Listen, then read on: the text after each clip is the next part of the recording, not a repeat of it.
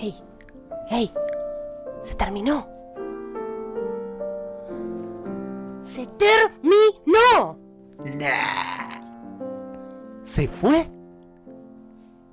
Te repito que se terminó. ¡Se terminó! No sé si llorar de alegría porque me va a venir más de agua. Pero quiero decirles que voy a seguir siendo el mismo, aquel que esté cerca, que escuche, que les hable sencillo, con la verdad. Deja más pobres que votos propios. Ahora voy a poder dormir 9 horas todos los días de verano. Viajar a lugares que no conozco.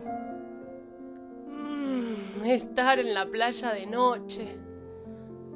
Con el mejor cielo. Y las patas en el mar.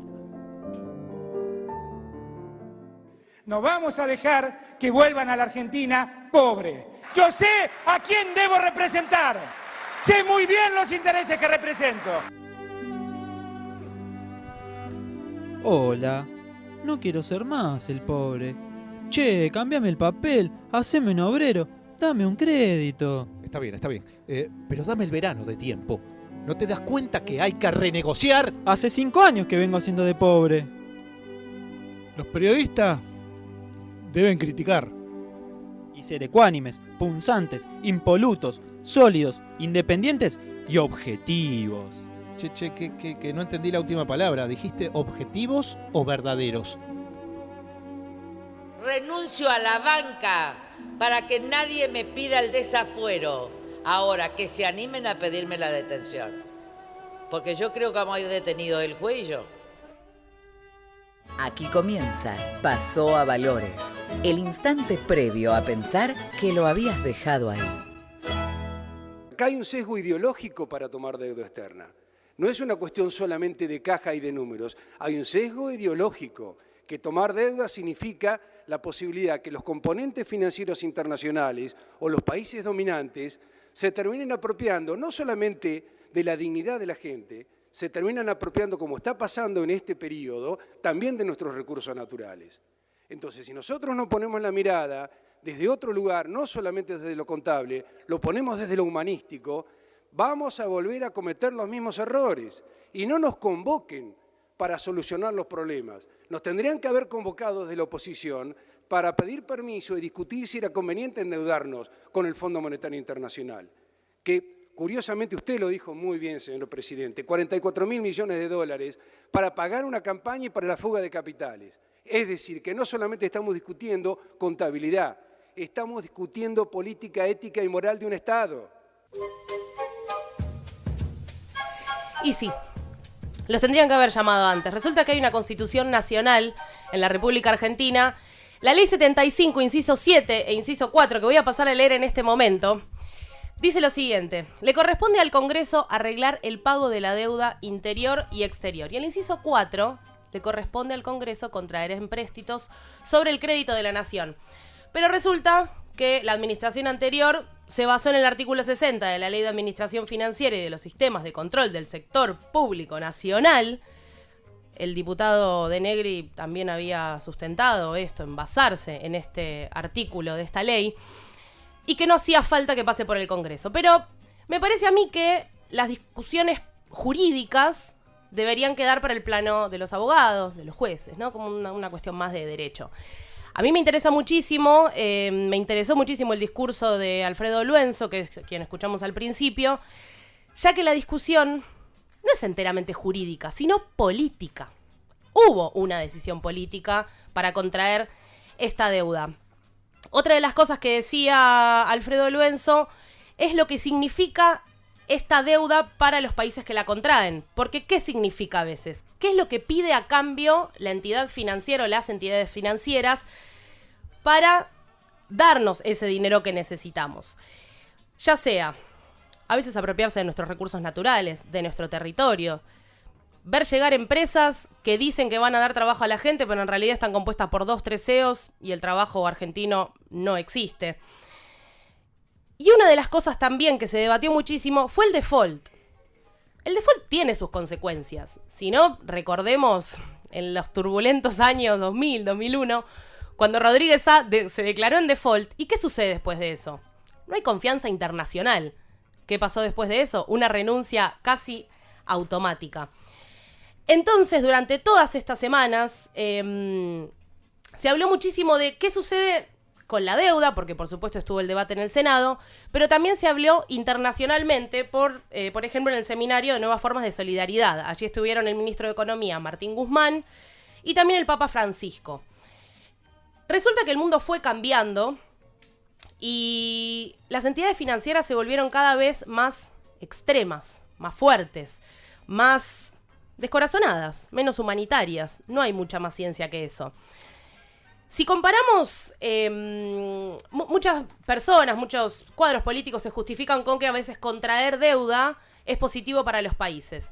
Pero resulta que hay momentos históricos donde puede llegar a ser positivo. ¿Para qué? Para usar para un país, para generar infraestructura, como pasó en su momento con el Plan Marshall, que después de la Segunda Guerra Mundial lo que se hizo fue contraer esta deuda. ¿Para qué? Para generar mayor matriz productiva, para la infraestructura, para fortalecer básicamente el estado de bienestar que estaba destrozado. Entonces, no hace falta, otra de las cosas que decía el senador Lorenzo, no hace falta mirar muchos números, porque a veces también los debates se convierten en cuestiones meramente económicas, y detrás de las estadísticas están las personas. Repito, en Argentina, no sé, hablaban de los kilómetros de ruta, todo este debate también semanas anteriores con Catopodis, de quién empezó, quién no empezó. Las rutas no existieron, los jardines, las escuelas, no sé, realmente no hace falta ir tanto a los números, hace falta observar y tener un poco de empatía y hacerse cargo, no solamente como cuadros políticos, que son muchas de las personas que hablaron en el Senado durante esta semana, sino también como ciudadanos. Entonces, ¿qué es lo que se necesita para este momento? Cambiar la perspectiva. Grecia es un ejemplo especial y excelente de cómo las entidades extranjeras la obligaron a pagar algo que no podía pagar, y así terminó Grecia también, ¿no? Este era uno de los ejemplos que también daba Martín Guzmán, que lo que él decía es que nosotros queremos pagar los intereses con las reservas de moneda extranjera que tenemos, pero esto no es sostenible durante mucho tiempo. Entonces, ¿qué es lo que hay que hacer? Cambiar la mirada sobre los pagos de las deudas, cambiar los cronogramas. ¿Es un cronograma nuevo? Sí. ¿Es un cronograma que hay que debatirlo? Por supuesto. Pero definitivamente las cosas como venían hasta ahora no funcionaron. Un ejemplo bastante, me parece importante, que es lo que nos sucede, por ejemplo, con el Club de París, que le pagamos tasas de intereses del 9%, cuando lo natural es pagarle entre 1 o 2%. Pero repito, a veces las discusiones se convierten en números y realmente nos olvidamos que detrás de esto están las personas. Definitivamente necesitamos cambiar la perspectiva. Fue una de las cosas que nombró el Papa también en su discurso, que por lo que veo un montón de medios grandes no sacaron como las partes más importantes y políticas. Sí, es una discusión política. La vida es política, gente, las decisiones son políticas. Lo que planteaba el Papa, que es algo que me pareció sumamente interesante, es que el mundo debe cambiar su mirada económica, la mirada de las empresas, las miradas globales de las cuestiones monetarias. El Papa lo que planteaba es que debemos empezar a tener una mirada poliédrica. ¿Qué es una mirada poliédrica? Es como una reversión de las viejas empresas globales, que lo que pide es objetivar el valor social. Y es lo que carecen estas entidades financieras. Y a eso fue nuestro ministro de Economía y también el presidente buscando respaldo internacional. Me parece que dentro de este respaldo internacional también aparece un poco la pluralidad de voces que está buscando esta nueva administración. A pesar de que partes de la Unión Cívica Radical, también partes de gente de Cambiemos, esté en contra de la asignación de Alfonsín como embajador de España. no sé, siento que a veces o se pide pluralidad, hay determinadas coaliciones que sí están bien, pero cuando el Frente de Todos tiene una mirada más plural de todo, está mal visto. Ya empiezan a decir que deshonran que Alfonsín está deshonrando al padre. Una cosa que me parece que no viene a cuento porque, repito, estamos buscando una nueva forma más humanística, más humana, más que se entienda que detrás de los números están las personas.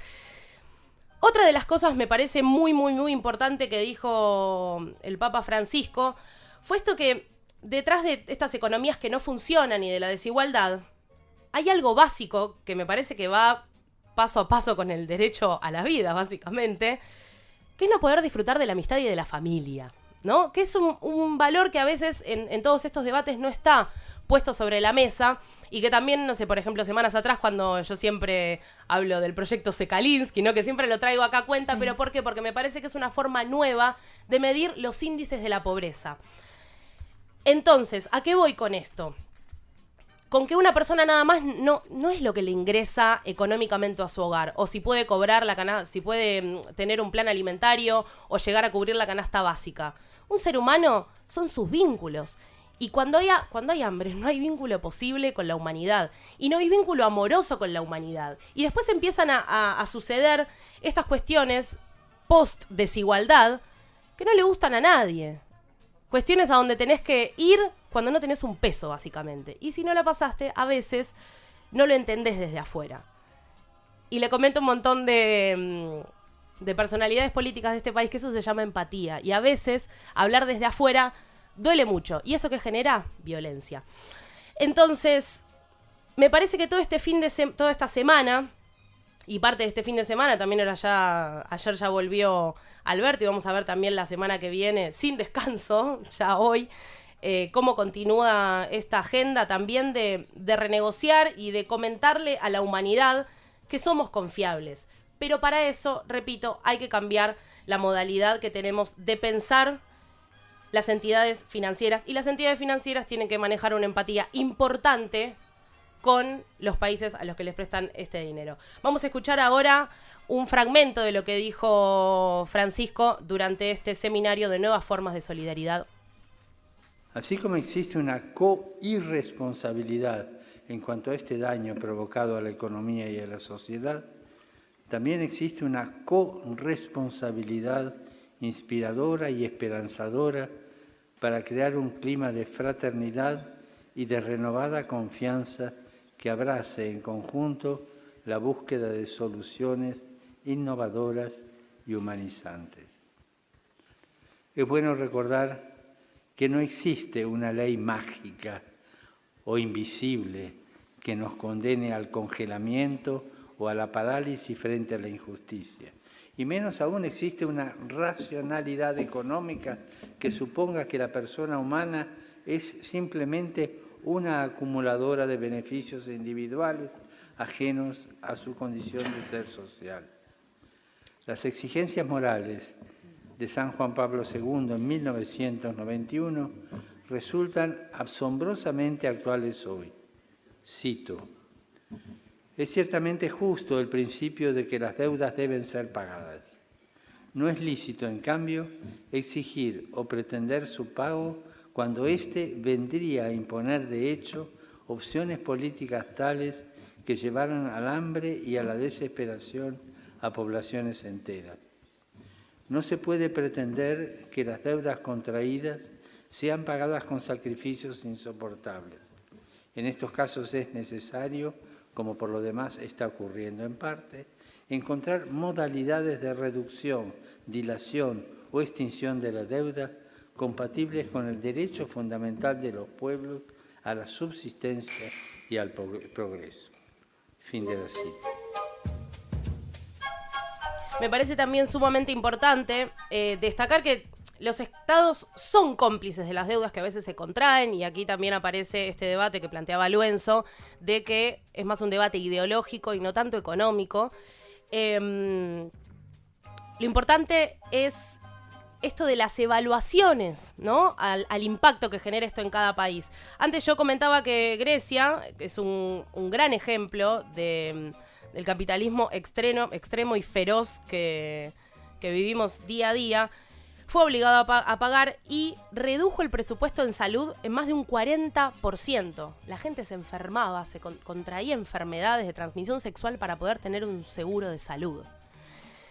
Entonces, cuando se debate quién fue, quién no fue, qué hago, qué no hago, qué hiciste, qué no hiciste, por qué aceptaste, por qué no aceptaste, me parece interesante destacar que los gobiernos tienen continuidad jurídica. Los gobiernos tienen continuidad jurídica. Y la deuda no fue de Cambiemos, es de Argentina, es del Estado. La decisión política sí fue de Cambiemos, pero la deuda la tiene Argentina. Entonces, como conclusión, yo creo que la deuda puede sonar impagable. Sí es muy importante la cintura que en estos momentos tengamos, no solamente con los vínculos bilaterales, sino también con lo que hacemos y qué decimos y cómo nos escuchan en todo el mundo. Pero deseo de todo corazón que esta deuda impagable no se convierta una vez más en una deuda ideológica que hay que saldar con estos debates como los que tuvimos durante esta semana.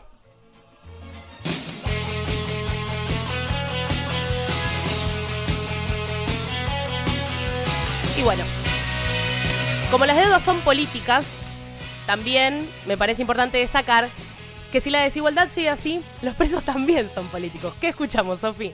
Todo preso es político, de Patricio Rey y sus redonditos de ricota. Mal que le pese Cafiero, escuchamos a Los Redondos.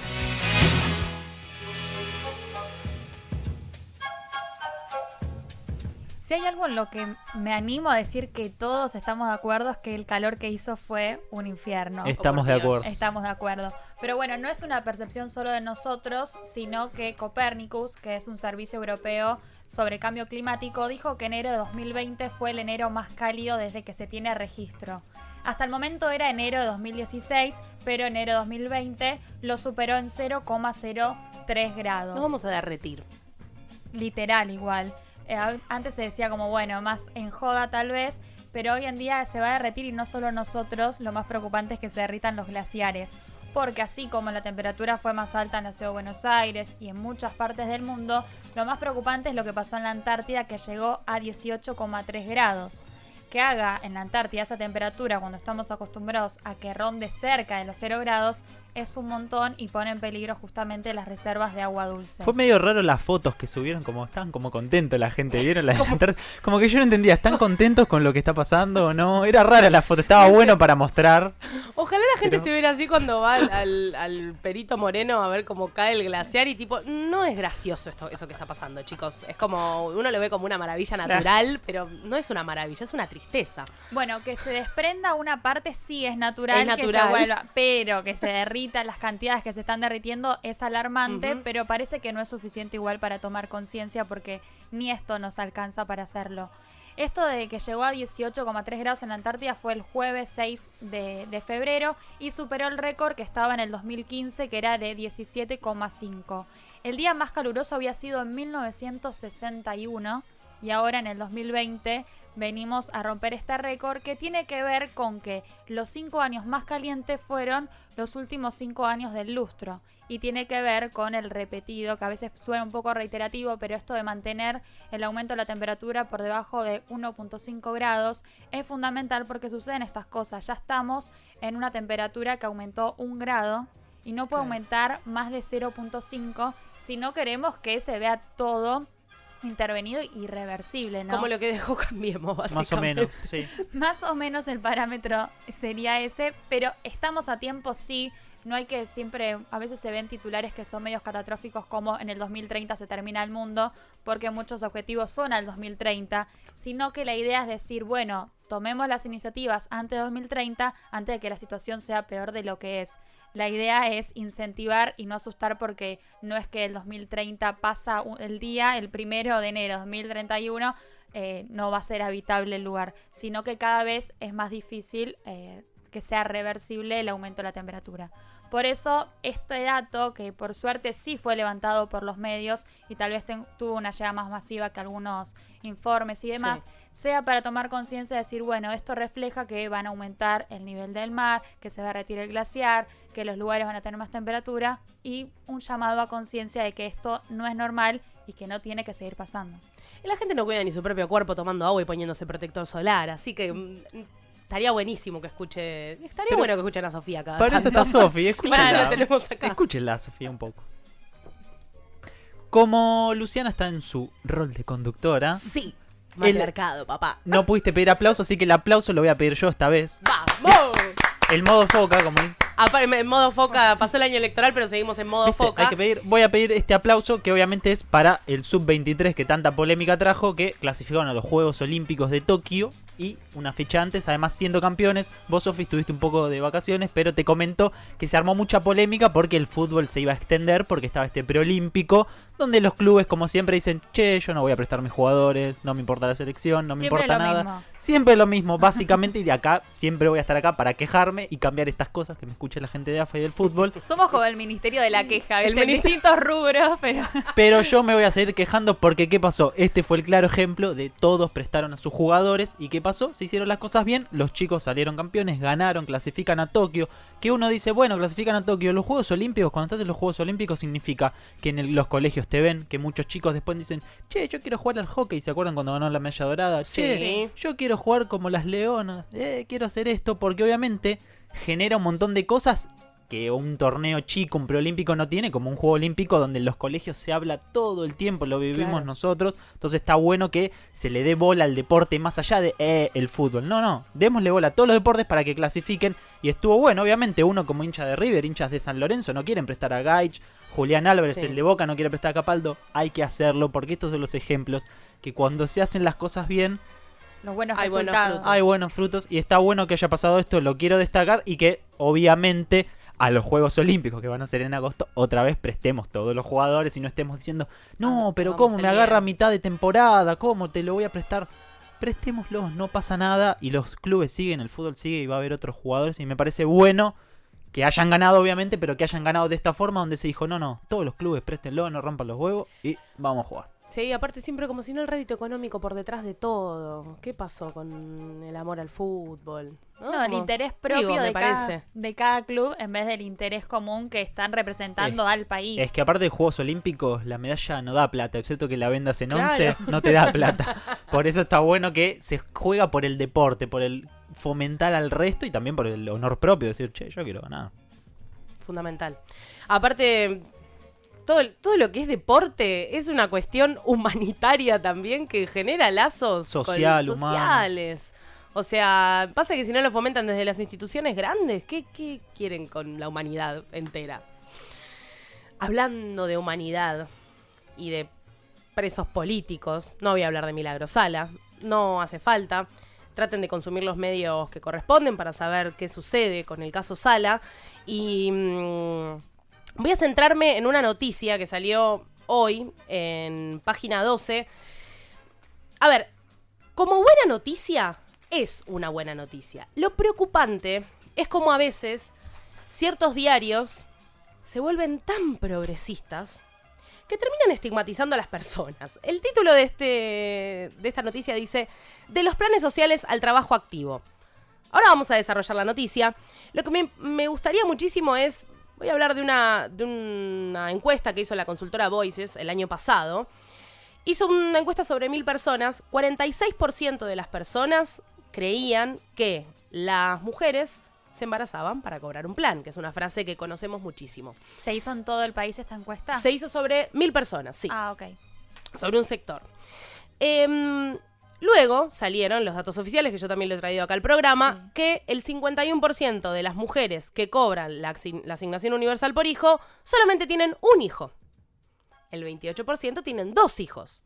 O sea que ese mito de que tienen 8 hijos para cobrar una asignación se cayó definitivamente. Y encima más del 50%, y a esto voy, más del 50% de las personas que cobran asignaciones trabajan. De los planes sociales al trabajo productivo, ¿por qué esa máxima, esa cosa ya establecida de que la persona que cobra una asignación no trabaja? Que no tenga trabajo formal es otra cosa. Entonces, la idea del ministro de Desarrollo, Daniel Arroyo, es en marzo va a haber ciertos cambios en los planes sociales con la idea de convertir esos beneficios en trabajo activo. Era como un saldo pendiente, tal vez que quedó de los 12 años de gobierno entre Néstor Kirchner y Cristina, de qué sucedía con las personas que cobraban asignaciones, salarios sociales y demás. Alrededor de unas 600.000 personas entran dentro de este plan que se va a dar en marzo, y hay como 3 ejes que buscan cómo llevar adelante, que es lo alimentario, básicamente para cubrir lo que es la tarjeta alimentaria, que es uno de los planes, el microcrédito de máquinas y herramientas y el vínculo entre planes sociales y trabajo. O sea, es todo un conjunto que quiere modificar a partir de marzo. Exactamente, todo un conjunto que también en un acto que se realizó en Moreno, en el municipio donde recordamos que fallecieron, no, básicamente el Estado mató a estos dos docentes con esta explosión que hubo. La idea es que el proyecto presente más o menos 12.000 cooperativistas en la reparación de 752 escuelas. Esto es como un poco lo que dio el entre a este proyecto para que las mismas personas que pertenecen a una cooperativa y demás empiecen a trabajar accionando en su propia comunidad. La idea no está mal. A mí lo que me resuena mucho nuevamente... ¿Cuál título? ¿Cómo? Es esta estigmatización constante de la persona que cobra un salario, que cobra una asignación, que se da directamente por sentado que no trabaje. Me parece que hay economías populares ya muy establecidas, que todos estos años donde el hambre abarcó muchísimos sectores de la Argentina, se encargaron de generar cooperativas, trabajos, para toda esa gente que justamente no tenía un trabajo formal. Entonces, que detrás del progresismo no se escude esta estigmatización constante a la persona que tiene estos beneficios por ser ciudadano y simplemente cobrar algo que me parece que el Estado tiene que estar ahí dándole esto, a mi entender. Entonces, bueno, la idea es esto de capacitarse en algunos rubros, especialmente en construcción, producción de alimentos, reciclado, indumentaria y lo que es cuidado de personas. Así que me parece que esto también, como es una palabra que me gusta mucho, una frase que me gusta mucho, que son decisiones políticas. Pero a veces detrás de las decisiones políticas hay ciertas palabras que lastiman a determinados sectores y me parece que con eso hay que empezar a cortar un poco, por lo menos problematizarlo, porque, nuevamente, detrás de las palabras, no solamente detrás de los números, están las personas. Espacio publicitario.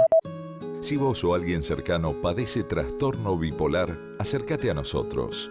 FUBIPA. Sabemos cómo ayudarte, porque hemos estado ahí.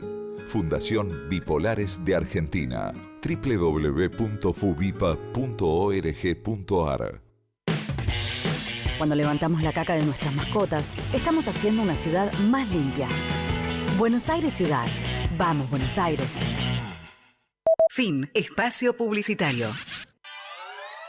Si tu mujer se hace cargo de la administración del consorcio, tu cena pasó a Valores.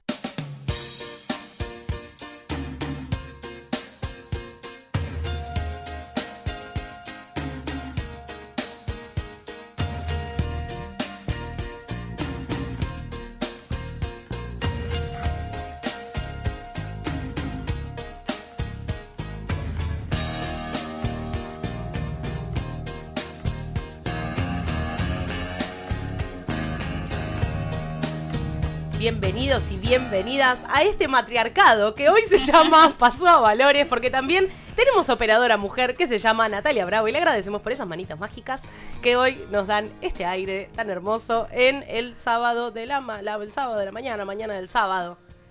El día es una cosa medio rara, medio polémica, calurosa, humedosa. Está hermoso el día. Se respira, al fin. Sí, igual como que yo siento mucho en el cuerpo la humedad. Eso es lo que más me preocupa. El calor no me jode, Mi pelo lo siente. La humedad y mi pelo lo sienten. Es una cosa que, madre mía, por favor. Hay que implementar el co-wash.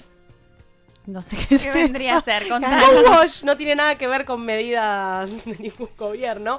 Es no sé cómo entramos en este tema, pero lo voy a contar igual. Es una técnica que usan mucho los coiffeurs para hidratar bien el pelo, y no es con shampoo, es con acondicionador. Son distintos tipos de acondicionadores libres de sulfitos creo que es. que hace que el pelo no se te haga frige, se te armen bien los rulos si tenés rulos, se protege mejor el cuero cabelludo. Vienen a ser los más naturales, que no tienen tantas cosas que te hacen en realidad mal. Exacto. Okay. Libre de siliconas, libre de petróleo, un montón de cosas. Voy a hablarlo con mi peluquero entonces. Sí. Vamos a hacer todo lo que pensamos de que hablaban las mujeres, vamos a hablar hoy en Pasavalores. como para que nos estigmaticen también. Exactamente, darles el gusto. Voy a presentar a mis compañeras de piso. Que tenemos aquí a Micaela Galván, la productora de este programa. Hola, ¿qué tal? Buenos días. ¿Cómo estás? ¿Estás sentada? ¿No estás sentada nunca? Sentada y con auriculares, que es algo que yo casi nunca me pongo. O sea, me siento rara. Me siento Martín, una especie de Martina. ¿De qué harías columna vos? Y yo de deportes me animaría, ¿eh? ¿Deportes? Me gusta, sí, Bien. me encanta el deporte. ¿Fútbol? Aparte mañana juega Racing Independiente, Sí, el clásico de Zona Sur, Avellaneda. Ahí, Avellaneda, bien, mira, ya está temblando Martín, me parece que hoy la columna. Y Sofía Montesanto a mi derecha. ¿Cómo le va? Muy buenos días. Sí, hoy estoy en modo Luciana, estoy en tu asiento. Voy rotando, ¿viste? Sí. Yo ya dije hoy que como soy conductora voy a hacer la gran maltrato a todo mi equipo, que es un sueño que siempre quise cumplir. Así que nada, cuando salga voy a empezar a tirar así como palabras al aire feas, maltratarlas y esas cosas, ¿no? Como buena menos a la operadora porque te corta el aire. No, la operadora después. Ya le dije que me saque bien hegemónica en vivo. Resulta que tenemos una consigna en este programa. ¿Quién la tiene que traer hoy? Y no quiero decir nada, pero estoy mirando justamente a la persona. La tiene que traer la ganadora de la primera vuelta, porque nadie dijo que gané. Aunque mis compañeros no estén muy de acuerdo, pero las productoras me eligieron como la ganadora, la consigna de la primera ronda en la que participamos todos. Sí, resulta que todas las semanas cada persona, inclusive la producción, trae la consigna de este programa y se hizo una votación para mí un poco arbitraria, donde Sofía salió la ganadora de la consigna. Para mí, mi consigna fue la mejor y como conductora de este programa, por decreto de necesidad y urgencia. Para vos y para Sofía, que fue la ganadora, también la tuya fue la mejor. Fue como raro. Fue raro, pero yo soy la conductora. Así que pero pasé a ser Sofía, ¿viste? Le saqué el puesto y ya pasé a ser Sofía, por favor. Entonces, ¿qué la ganadora? Sí, supuestamente indiscutible, del cual estoy muy en contra, tenés para hoy. Bueno, si está buena voy a decir que, intenté mantener el primer puesto. Si me la critican nuevamente mi compañera Luciana, voy a decir que lo hice para cederle un poco el podio, que no consiguió en la primera ronda. No, la consigna de hoy, la pregunta, tiene que ver con una frase que varias veces se repite con el tema de la primera impresión, que te dicen, no hay segunda oportunidad para la primera impresión. Que es cierto y que uno a veces sin querer, o sea, no lo hace adrede, cuando ve a alguien por primera vez tiene un prejuicio o un pensamiento sin conocer a la otra persona. Ya por su estética, por su forma de hablar. Exactamente. A veces es correcto lo que uno piensa a primera vista, decís, mira, te saqué la ficha enseguida. A veces decís, no, la repifié, no sos nada que ver a lo que yo había pensado. Entonces la pregunta viene por ese lado. ¿De qué forma equivocada la gente los suele prejuzgar a ustedes, o sea, a cada uno de nosotros, de forma equivocada? Y después, una vez que nos conoce, se da cuenta de que la pifió y que no somos realmente como pensaron en esa primera impresión. ¿Se entendió? Se recontraentendió. Ok. No sé si alguna tiene pregunta o quieren que dé un ejemplo como para dejarlas pensar un poco. A mí, hay algo que voy a decir que, claro, yo tengo una pinta de que estoy re loca. Y lo estoy. Y lo estoy. No, que la gente dice que vas para adelante, que no sé qué. Si la gente supiera los años de inseguridad que mantuve en mis hombros. Y me dice, no puedo creer que... Una vez me acuerdo que vi a una compañera de danza, que no era compañera, era una del mismo curso, de que estaba ahí en una cosa de comedia musical que hacía yo en una escuela. Y la vi como que me estaba mirando y medio que se reía con otra piba. Entonces yo entro al estudio de la clase que tenía y entro llorando. La gente me dice, ¿qué te pasa, Luciana? No, porque vi que me estaban bardeando. Y yo pensé que no te importaba mucho lo que decía la gente. Y sí, en ese momento me importaba mucho. A veces la apariencia de persona empoderada, que va para adelante, no sé qué, no es tan así. Soy un ejemplo claro, era un ejemplo claro, ahora ya... Con terapia se superó. Con terapia, con todo tipo de terapia se superó. Hay que agradecer mucho a los terapeutas, por favor. Sí, una oda a los terapeutas y a las terapeutas de este país que nos salvan tanto la vida. Y a mí voy a decir lo que pasa conmigo. Que de hecho varias personas de este programa, no voy a dar nombres, pero en su momento, sin conocerme, cuando me vieron, no solo de acá, sino me pasa con gente también que conozco de otro ámbito, creen que soy como bastante, voy a decir la palabra que va a ser muy fuerte, pero como concheta. Como bastante Me dio miedo cuando dijo, voy a decir la palabra, me quedé como... Ay. Sí, digo, ¿qué pasó?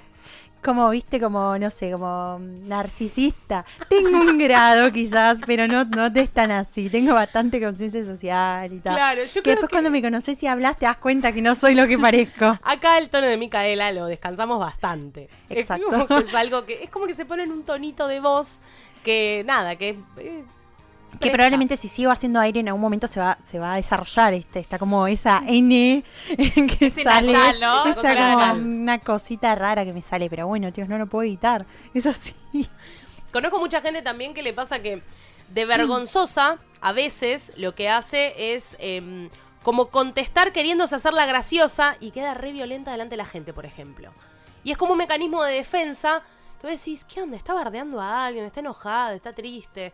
Y no es porque son personas vergonzosas que tratan de romper el hielo y se mandan cualquiera cuando hablan. Y quedan en ridículo. Y quedan en ridículo. Y es como pobre, la re lástima, pero bueno. Me interesa saber por qué trajiste esta consigna. ¿Qué es lo que te pasó por el cuerpo? No, me pasó con esta primera frase que uno dice, no hay segunda oportunidad para la primera impresión, pero muchas veces la primera impresión es equivocada y me ha pasado capaz en el colegio, además que a veces, no sé, con compañeros que se llevaban re mal y en quinto año terminaron súper amigos por este tema, que vos decís, no, esta persona, mirá, no tiene nada que ver conmigo. Como lo prejuzgás y lo pones en un nivel de yo no me relaciono y después cuando van pasando las cosas y ves cómo piensa, cómo actúa, decís, la repifié con lo que pensé de tal. Es más parecido a mí de lo que yo creía que era capaz mi otro amigo. Entonces venía por ese lado. ¿A dónde se pueden comunicar para contarnos qué es lo que les pasa con esto de juzgar, intuición? También se pone un poco en juego eso, ¿no? También, ¿a dónde se pueden comunicar, Sofi? Pueden hacerlo en Twitter, nos encuentran como Pasó a Valores OC, y si no, nos encuentran también en Facebook e Instagram como Pasó a Valores, que justamente en Instagram tenemos una plaquita en la historia que la pueden contestar directamente y lo leemos en vivo todas sus respuestas. Muy bien. Ahora, hay un momento del programa que con todo lo que es la agenda de la semana, a veces no lo pudimos como empezar a hacer cuando estaba nuestro conductor titular, que le mandamos un saludo, que está vacacionando, porque la rosca necesita un poco de reposo, ¿no? Yo creo que está haciendo un descanso corporal, no mental. No, ya me dijo que está leyendo muchos libros en la playa. Claro, claramente. No esperábamos menos. Y algún documental yo creo que metió. Es que es el señor documental. El señor documental no descansa ni siquiera en sus vacaciones. Pero ahora de lo que vamos a hablar es de un líder político de la región, que es Manuel López Obrador, que está tomando también, tanto que hablé hoy de decisiones políticas y tengo ganas de nombrarlo todo el programa, como la palabra empatía, que son dos banderas que me gustan mucho. Vamos a hablar en un ratito de López Obrador y de sus decisiones luego de ser el presidente de México. Pasó a Valores. La bibliotecaria que se quedó esperando el libro.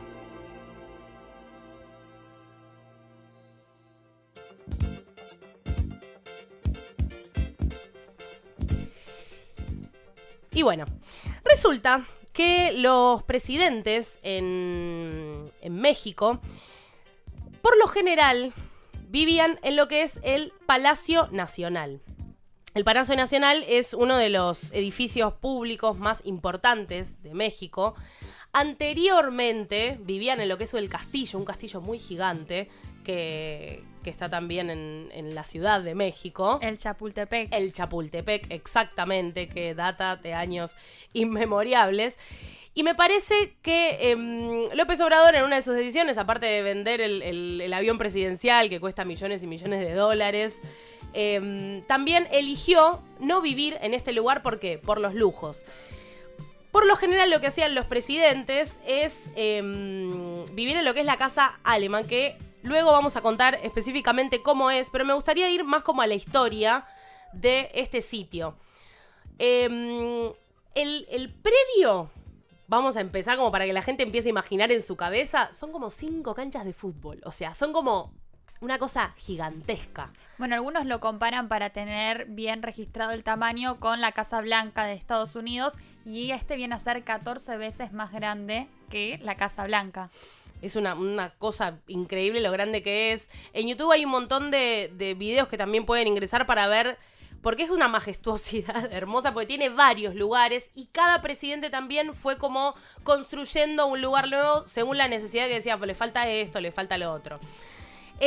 Originalmente esto era, en la época prehispánica, era el palacio de Moctezuma, que fue construido como el resto de Tenochtitlán en los terrenos ganados en el lago Texcoco. Después que el pueblo azteca fue derrotado, Hernán Cortés ordenó construir el palacio sobre las ruinas y construyó otro. Y durante la colonia fue ocupado, obviamente, por los virreyes españoles, que ocupaban todo lo que tenían enfrente, especialmente si era del periodo prehispánico. Y el sitio fue ocupado después por el emperador Maximiliano de Habsburgo y su esposa Carlota durante el tiempo posterior a la colonia. Y a partir de ese momento fue la residencia de todos los presidentes de México. Sí, en total fueron 14 presidentes y ahora vendría a ser AMLO el primero que decide no vivir en ese lugar. Y otras de las decisiones que también tomó desde 2018 es que esto se convierta en un lugar para todo el pueblo.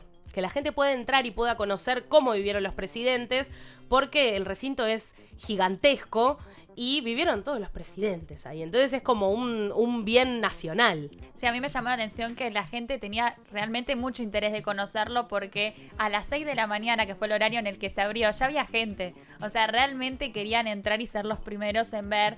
También hay que tener en cuenta que hace cuántos años estuvo cerrado viviendo tantos presidentes. Decís, bueno, una vez que lo abren quiero ver otra parte, ¿no?, de la historia de todas esas presidencias. Aparte, apenas entras, lo que se ve es un cartel gigante que dice: bienvenido pueblo de México a Los Pinos.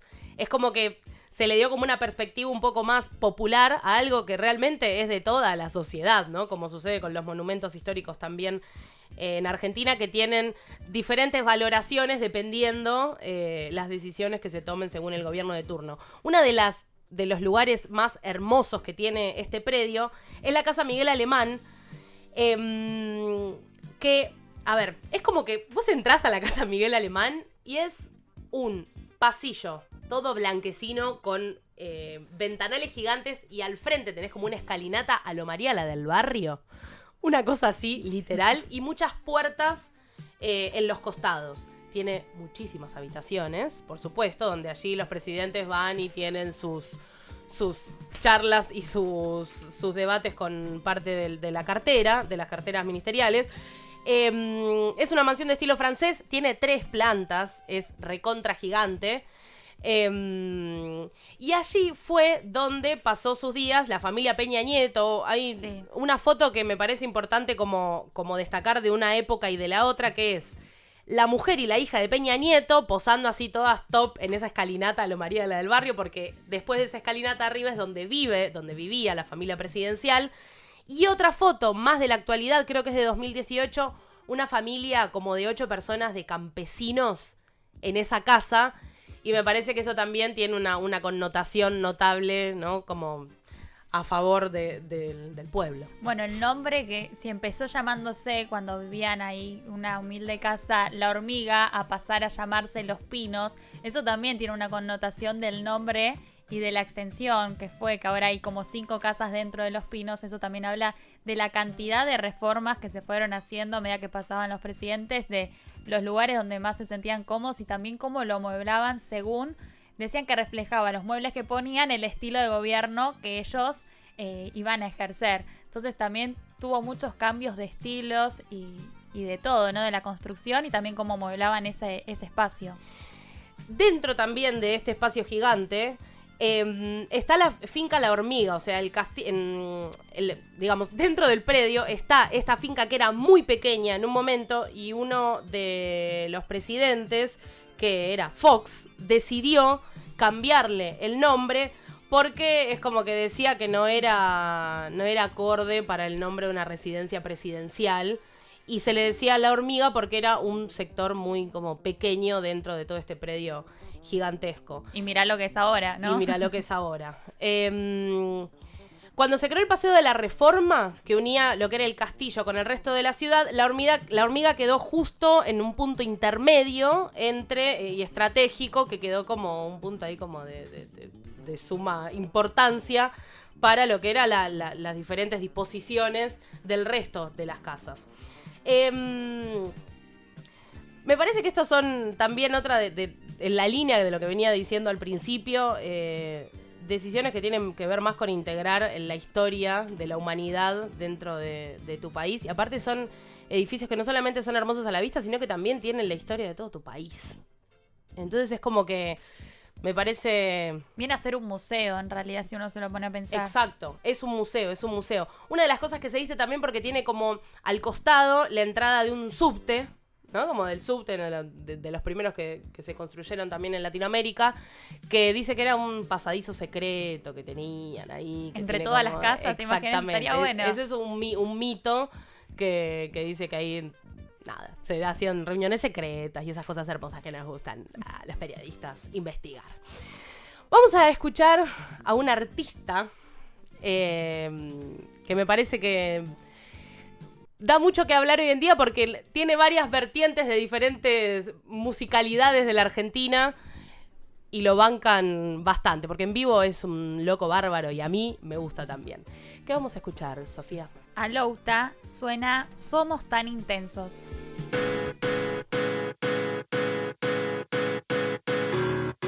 Pasó a Valores, la definición que estamos mal comprados.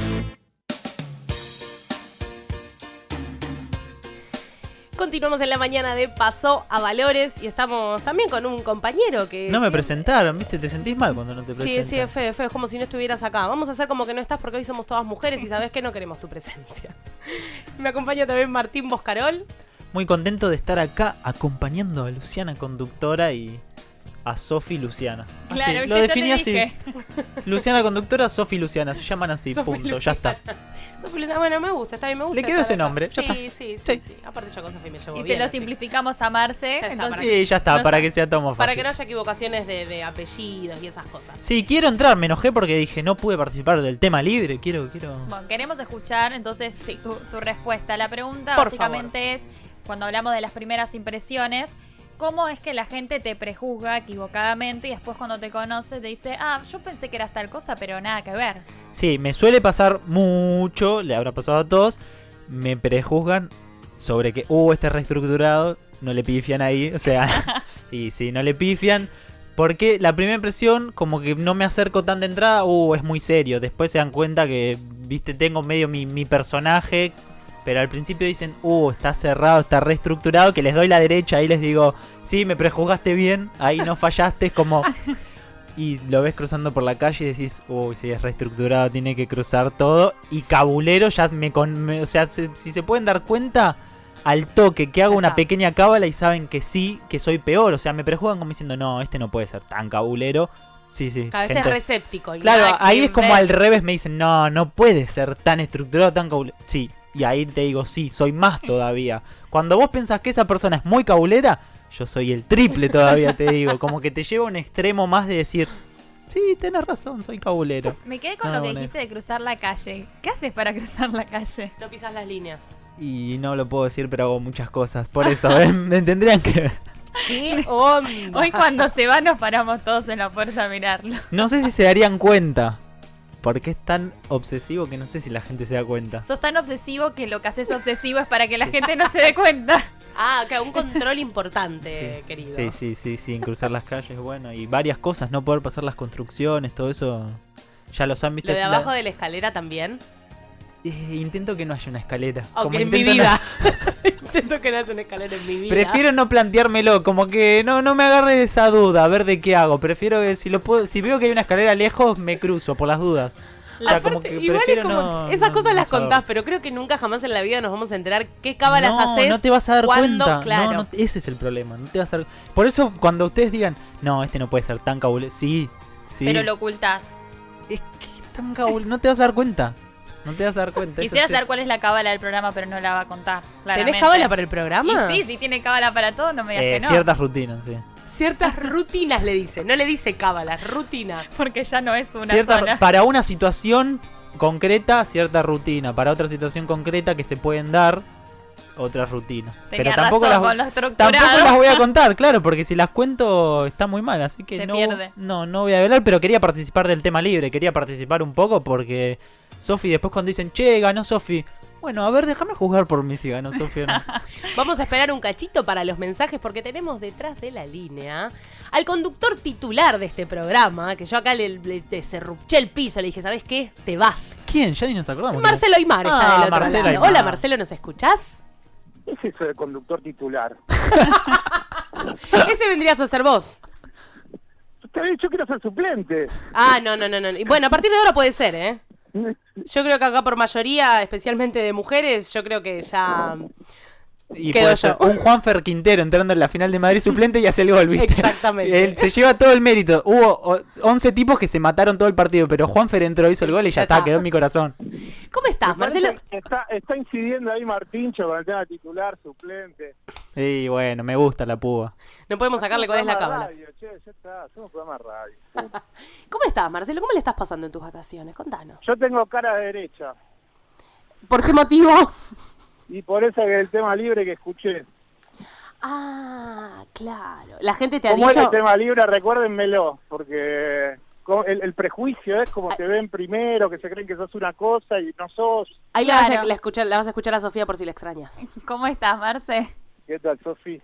La pregunta es, ¿de qué manera la gente te prejuzga equivocadamente y te tilda de ser algo que realmente no sos y después se da cuenta una vez que te conoce? Bueno, ya que vamos a ser prejuiciosos, yo tengo una cara derecha, lo cual para algunas situaciones periodísticas es bueno, pero también para amistades, pero después viene el arrepentimiento.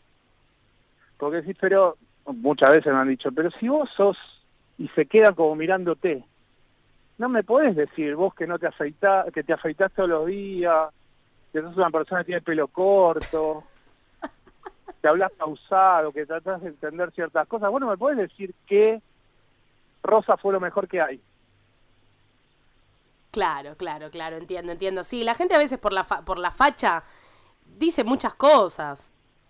No hay Bueno, muchas veces es el prejuicio, ¿no? También está el prejuicio de que porque vos no te afeitás, tenés ideas más, estamos ahora fantaseando, ¿no? Que porque uno no se afeita, tiene ideas mucho más ordenadas en su cabeza. O sea, como que la estética está más afín al libre mercado, ¿no? Claro, exactamente, porque aparte me parece que las personas con barba fueron las que más cambiaron el mundo.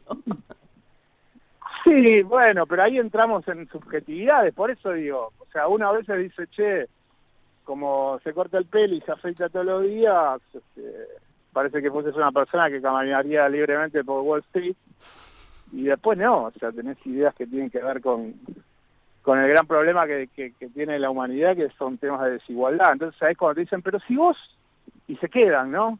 Claro. Pero si yo nunca dije lo contrario, o vos te pensabas que porque yo, no sé, era una persona que me afeitaba y tengo el pelo corto, pienso de otra manera. Y ahí viene como una desilusión, ¿no? De alguna parte. Tenés que ir por por parte no. Tenés que ir por todos lados buscando gente que te crea, como hizo Alberto toda esta semana. Alberto, me parece que la gira que hizo, y ya me metes a laburar. Sí, señor. Alberto me parece que hizo una gira que dijimos hace un par de semanas atrás, esta idea muchas veces de cambiemos durante la campaña, de poner al frente de todos en un lugar parecido a, bueno, vamos a hacer Chávez, Maduro, Alberto Fernández, Cristina Fernández. Y me parece que eso no está sucediendo. Creo que la semana de Alberto fue muy importante en cuanto a política exterior. A mí me parece, o por lo menos déjame que yo lo piense así, que este muchacho que tenía libre el sábado pasado a la noche hizo esa caminata por Roma, agarró la Lungo Tevere Tordinona y descansó, se le habló la mente, la cabeza, sus pensamientos, y bueno, y consiguió lo que consiguió, que fue enganchar Merkel, enganchar Pedro Sánchez, enganchar Trump. Emmanuel Macron. Enganchar hasta Trump a lo lejitos. Bueno, de eso iba a hablar en un ratito, porque me parece que es otra noticia importante de la semana, que tal vez no tuvo una bajada periodística tan importante en algunos medios de lo cotidiano, pero bueno, él entre semana hizo el discurso del Estado de la Unión. Esto sucedió hace 3 días atrás en el Capitolio, y yo me fumé 1 hora 24, que fue el discurso. Sí. Y bueno, un Trump que está decidido a poner a Estados Unidos en el lugar más primordial del espíritu de sus conciudadanos. Me parece que va por ahí, o sea, esto de volver a remarcar de primero América ante todo, pero no quería ahora tratar de meterme en ese análisis, sino tratar de definirlo a Alberto, que sí me parece importante lo que sucedió. Creo que vuelve a remarcar el presidente situaciones que están ligados con el pragmatismo de su pensamiento, el pragmatismo de la política, y me parece que eso también va ligado con la capacidad que él ha tenido durante la campaña de poder ser amplio en unificar diferentes ideas, y un poco esa es la clave del Frente de Todos. Y cuando ese pragmatismo lo lleva también hasta enemistarse con algunos compañeros del Frente de Todos que le piden ciertos racionamientos en lo que tiene que ver con, por ejemplo, lo de Santiago Cafiero, que ha dicho entre semana que para ellos, bueno, lo que había también dicho Marcela Lozardo, la ministra de Justicia, hace un par de semanas atrás, que ellos lo que no buscan son sentencias arbitrarias, pero tampoco están en condiciones de decir que son presos políticos. Entiendo, y yo creo que un presidente que en el primer discurso que da el 10 de diciembre habla de basta de operadores políticos, basta de operadores judiciales en Comodoro Pi, y bueno, evidentemente ahí te está diciendo o está haciendo un guiño a no me voy a meter con las causas de vudú, no me voy a meter con las causas de Delía, no me voy a meter con las situaciones de debido. Después, bueno, uno como compañero, yo entiendo que esos compañeros de militancia pueden tratar de reprocharle ciertas cosas, pero la política no se construye en tanto reproche. Sí, aparte... La política se construye en una sumatoria de amplitudes, y me parece que si hay un presidente que dice que no se va a meter en cuestiones que tienen que ver con otro poder, que es el Poder Judicial, evidentemente, ¿qué quieren? Que salga y diga, sí, son presos políticos, yo voy a hacer todo lo posible para que esta persona salga y voy a generar un indulto. Y aparte me parece también que en este primer mes de gobierno en este primer mes de gobierno y algunos días, también entra en el paquete de lo que es la tranquilidad de la gente y uno también de los pedidos de las personas que no votaron a este gobierno, que es la independencia justamente de la justicia. Entonces, por lo menos, al principio, no tocar ese tema, no me parece que hable de tibieza, sino de una decisión bastante seria. Pragmática, claro. Pragmática. Y Alberto es el primero que lo sabe. Ese pragmatismo económico y ese culto hacia lo que muchas veces bien llamado, mal llamado, llamado rápidamente, se lo dice sentido común a las cosas, bueno, tiene que ver con que él sabe que si se sectoriza va a perder la amplitud que lo llevó al poder. Piensen que en la Argentina hubo gente que hace más de 3 años decía que nunca más iba a volver a votar a Cristina Fernández en una boleta. Exacto. Entonces, esa persona que después de un proceso nefasto del macrismo entendió que tenía que ir a un cuarto oscuro y volver a poner a Cristina Fernández en una boleta, cuando en algunos asados durante el 2016 decía que jamás iba a volver al kirchnerismo y que tuvo que al final del 2019 dar por tierra sus dichos, bueno, ahí hay un capital político que me parece que Alberto Fernández sabe que no puede perder. Porque si no volvemos a lo mismo, a la frase que él mismo dijo, con Cristina no alcanza, pero sin Cristina no podemos. Entonces, después sí, están los dichos de Bonafini, definite de qué lado estás Alberto, después están ciertas líneas del Frente de Todos que intentan que Alberto Fernández tenga un guiño hasta hacia estos llamados presos políticos. Bueno, vuelvo a repetir, si queremos tratar de tener un país de una vez por todas trabaje una democracia con volumen, bueno, tiene que haber un poder judicial, tiene que haber un poder legislativo y tiene que haber un poder ejecutivo y punto, y ahí se terminan los límites de uno con el otro. Pero bueno, la política lleva a esas confusiones más que nada dentro de coaliciones tan inmensas, ¿no? Sí, a veces... como es la del Frente de Todos. Y a veces también para dentro de la política y dentro de la militancia, pareciera como que para la sociedad hay discursos que no están saldados todavía. Entonces a veces la gente de afuera, la que no milita todos los días, por ejemplo, o que no pertenece a una cartera ministerial, esto lo ve simplemente como una pelea, es como, no sé, salvando las distancias, ¿no? Como en la semana pasó esto, no sé si te has enterado, con el tema de Jimena Barón, ¿a dónde llegamos? Voy a llegar a una conclusión importante. Jimena Barón. Sí. Jimena Barón sacó su nuevo video, que todavía creo que no se estrenó al final, esa parte me la perdí. El video se llama Puta. Entonces, ¿qué hizo?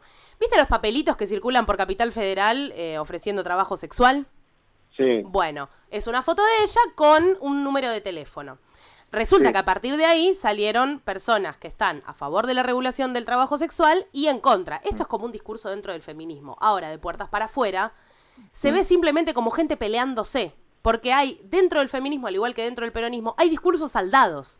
Que la sociedad que no milita todos los días o que no está en la política dura, que va y viene del laburo y necesita el mango, no está en esos debates. Me parece que ahí también está como un poco la autocrítica a la hora de decir lo que las decisiones políticas de, por ejemplo, el presidente.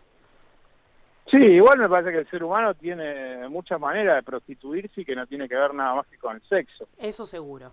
O sea, una persona que, por ejemplo, en 10 días de gestión al frente del Banco Central se fuma 4 o 5 mil millones de dólares, como pasó con el Messi, con Toto Caputo, con el Totito, bueno, eso, decime si no es prostituirse por ciertos fines ideológicos o comerciales o lo que le pasa en la mente a esa persona.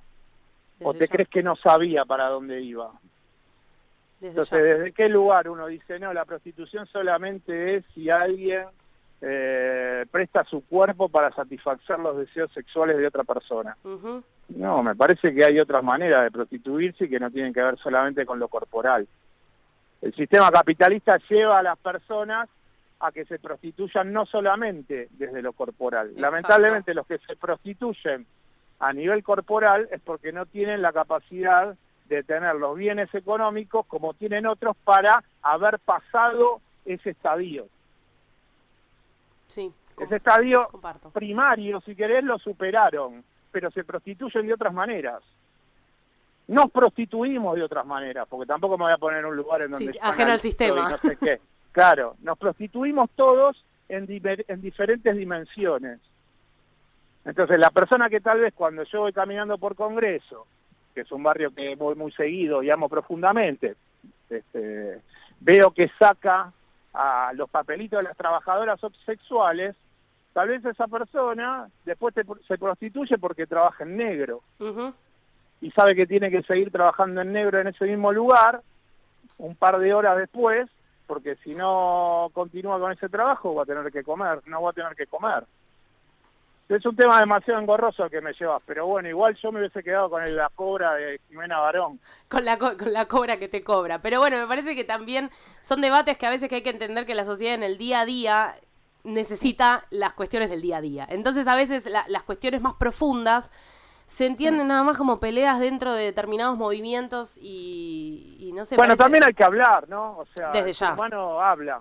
Sí, sí, sí. Entonces, bueno, hay que hablar, y bueno, hablemos. Yo me había quedado con que no le gustaba ser la novia de Barassi en una novela. Eso era lo que había... Eso lo leí, que no quería que lo pongan en pareja con una persona gorda, sí. Sí, fue una ficción igual. Sí. Igual Barassi le puso los puntos, le dijo, la verdad que no me importa mucho lo que piensa esta persona de mí o algo así. Y bueno, y sí, aparte más por una condición física que Te voy a decir una frase que me pareció la más contundente de la semana a nivel político. Dale. Que no tiene que ver con Alberto Fernández ni su exitosísima gira. Porque la lectura tiene que ser esa, su exitosísima gira. Sí, Porque que lo haya recibido Macron de la manera que lo recibió, me parece que con la fuerza que tiene él en el Fondo Monetario Internacional y lo que le dijo a Jorge Argüello cuando presentó las credenciales para ser gobernador en los Estados Unidos, que le dijo, decirle que Alberto Fernández si tiene algún problema yo lo voy a acompañar. Pero más allá de eso, como la realidad siempre y la política tiene dos caras, ¿no? Hay una cuestión bicéfala. el mismo personaje que es Donald Trump dijo: el socialismo destruye naciones, ya fuerte, ¿no? Empezó. Pero recuerden siempre que la libertad unifica el alma. Y cierra con: para salvaguardar la libertad, y acá es brillante, ¿no? Hemos invertido 2.2 billones de dólares en armamento.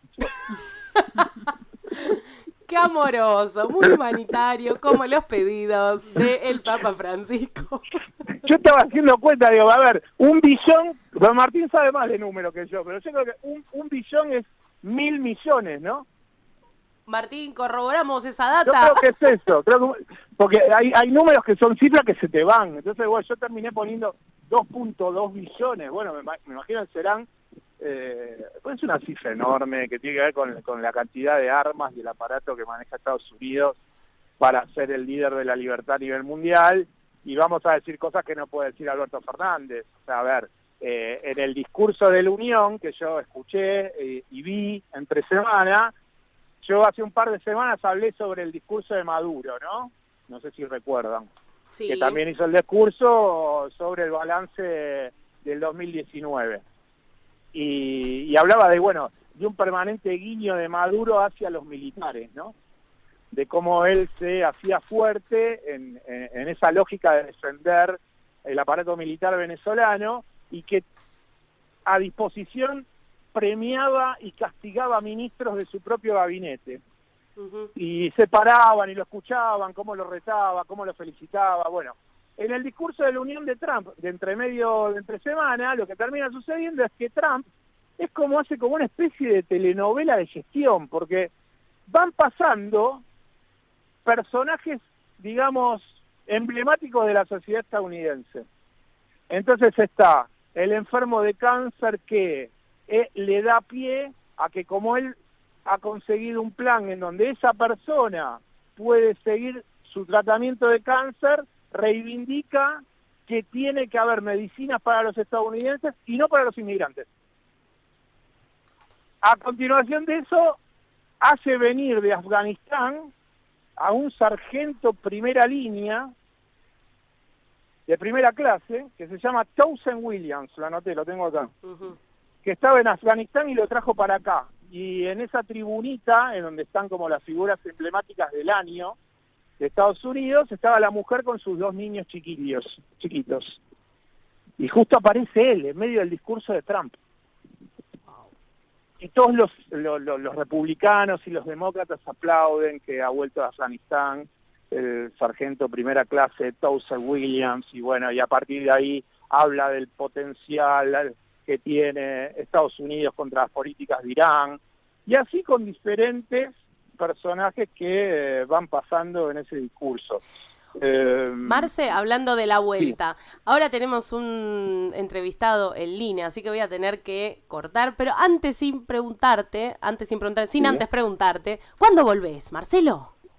Vuelvo el sábado que viene, estoy en Punta del Este, Uruguay. ¿Ves? Ese es otro prejuicio. Ay, qué clase media bien que sos. Ese es otro prejuicio, ¿viste? Porque, te vas a Punta del Este, la tenés toda. No, y en realidad uno puede vivir en Punta del Este viviendo igual que en Almagro. O sea, sí, evidentemente es más caro, estás afuera del país. Pero no es que uno... Está como esa idea que es media fantasiosa, que uno se va de vacaciones y todas las noches te vas a comer afuera y vas al teatro y hacer el control. No es mi caso. Bueno, te deseo por lo menos hoy a la noche una cervecita antes de ir a dormir. Hay amigos acá y están mis padres, pero yo vuelvo el martes. Perfecto, entonces... Así que el sábado que viene estamos de nuevo ahí. Te esperamos el martes y te esperamos también el sábado de acá para que vuelvas como titular de Paso a Valores. Espero que haya servido. Chau, chau. Chau, chau. Hasta luego. Ahora sí, en comunicación, recién hablábamos con el conductor de este programa, con una mirada general de la política internacional. Vamos a leer algunos mensajes que nos mandan nuestros oyentes y nuestras oyentas a este programa. Tengo un mensaje que me suena el nombre, a ver si vos me podés ayudar porque no me acuerdo bien qué es. Luciano Fornaro nos manda un mensaje contando cómo lo prejuzgan a él cuando todavía no lo conocen. ¿Te suena el nombre, me no? suena Luciano Fornaro, sí, me suena Luciano Fornaro. Ya que está, le mandamos un saludo grande. Le mandamos grande. un saludo, era parte de este programa hasta hace muy poquito tiempo, también se dedicaba a política internacional, así que le mandamos un abrazo grande. A ver qué dice Luciano. Él dice que la mayoría de la gente piensa que es gay. Esa es como lo prejuzgan apenas lo ven, y bueno, después cuando lo conocen se dan cuenta de que fue equivocado lo que pensaron. Después tenemos un mensaje de Liliana que dice que siempre la gente piensa que es muy seria y antipática y después se da cuenta que no cuando la escuchan hablar con malas palabras, con doble sentido y dicen, no era como yo pensaba. Estaba pensando, perdón, me quedé con el mensaje de Luciano. Porque es como una cuestión así como binaria de la vida, ¿no? Que es como, bueno, haces determinadas cosas, entonces sos algo. Sos homosexual, sos bisexual. Es como que siempre te tienen que parar de alguna vereda según la mirada de la persona y de lo que hace una persona homosexual. Porque, ¿qué hace una persona homosexual diferente a una heterosexual? Las etiquetas que están en totalmente. todos lados. Vamos a cambiar rotundamente de tema. Vamos a hablar con el legislador porteño por Gen, Sergio Abrevaya. Sergio, ¿me escuchás de ese lado? Sí, te escucho. ¿Cómo estás? ¿Qué tal? ¿Todo bien? Aquí en esta mañana disfrutando y hablando un poquito de política internacional, pero ahora nos venimos directamente a la política nacional, específicamente un lugar que conoces mucho, que es Ciudad Autónoma de Buenos Aires. Quisiera hablar, el año pasado cuando te entrevistamos en este programa, una de las patas que decías que te parecía que le faltaba a la Ciudad de Buenos Aires es el tema de transporte. En la semana también te entrevistaron en una radio donde dijiste que el subte debería ser manejado por una sociedad anónima del Estado. ¿Por qué esta afirmación? Bueno, varias razones. En primer lugar, la ciudad manejó desde el Estado el subte hasta la privatización de 1993, es decir, no le es ajeno. Por supuesto, SBASE, que era que la manejaba, ya no tiene los mismos cuadros técnicos porque pasaron en su tiempo a Metrovía. Pero SBASE se reconvirtió hacia una empresa de control y de obras, es decir, las obras de expansión del subte las hace SBASE, que es la sociedad del Estado. Esto por un lado. Por el otro lado, la Ciudad de Buenos Aires tiene una experiencia muy buena en el manejo desde una empresa privada propiedad del Estado, que es AUSA. AUSA es una sociedad anónima, pero el accionista es el gobierno de la ciudad y es SBASE, o sea, el gobierno de la ciudad en todos los casos. Con un nivel gerencial técnico muy bueno y una capacidad de administración y de gerenciamiento y de producción excelentes, propias de la mejor empresa que se te puede ocurrir, AUSA. Así que lo que digo yo es, el Estado tiene toda la capacidad de gerenciar bien lo aprobado en subte y en otras áreas con una sociedad anónima propia o con una sociedad del Estado. Por otro lado, el manejo de Metrovía ha sido un desastre. Le hemos subsidiado ganancias durante años. Es más, en el 2010, por ejemplo, incrementa su ganancia publicada al mismo monto que incrementa el subsidio que le daba a Nación en ese tiempo. Para darse una idea del delirio que es pagarle a Metrovía. Y esto no implicó, salvo apretes permanentes del Estado, no con la intensidad que debieron ser, que el servicio mejore, que las escaleras se arreglen a tiempo, nada de esto, es un desastre. Y aparte también como el estancamiento en la cantidad de kilómetros, ¿no? del subte, que son muy poquitos a comparación de otras partes del mundo. Así es, eso es un desastre absoluto, es el peor de los mundos, pero eso ese problema es del gobierno, no de Metrovía. Claro. Pero digamos, la operadora, que es Metrovías, ha sido un desastre. Y entonces, lo que decimos, porque el proyecto para que pase a AUSA o a una sociedad anónima del Estado creada, una sociedad anónima de propiedad del Estado creada de efecto, cualquier opción, es proyecto mío y María Rosa Muñoz, lo presentamos el año pasado, es que pase al Estado, que no se lo dé la Metrovías de vuelta, porque acaba de quedar, el otro dato que tengo que dar es que acaba de quedar desierta. Se acaban de retirar todos los posibles oferentes que en la licitación durante 2 años nos vinieron a explicar se habían presentado, franceses, ingleses, encima empresas del Estado, porque en el mundo es muy común que el subte lo maneje el Estado. Se habían presentado a licitar para operar el subte acá, se retiraron todos, quedó Metrovía solo, otra vez. Y yo digo, no, pasemos la AUSA o creemos una sociedad anónima del Estado. El subte del Estado lo puede operar perfectamente, no vamos a tirar plata en subsidios a ganancias de quienes no nos interesan. Me parece mejor que sea una sociedad anónima para que no pase a ser todo empleo público y un formato de administración del Estado que no puede ser porque en todo caso no, al revés, pertenece a un mundo de operación de ferroviaria, si se quiere, que no tiene específica además, que no tiene nada que ver. Por otro lado, como vos decís, el enorme déficit de no expandir la red. Claro. En cuanto a lo que decías, ¿no? Como de que eso tiene que ver más a nivel nacional, ¿no? Me traslado directamente al vínculo entre Nación y Ciudad Autónoma de Buenos Aires.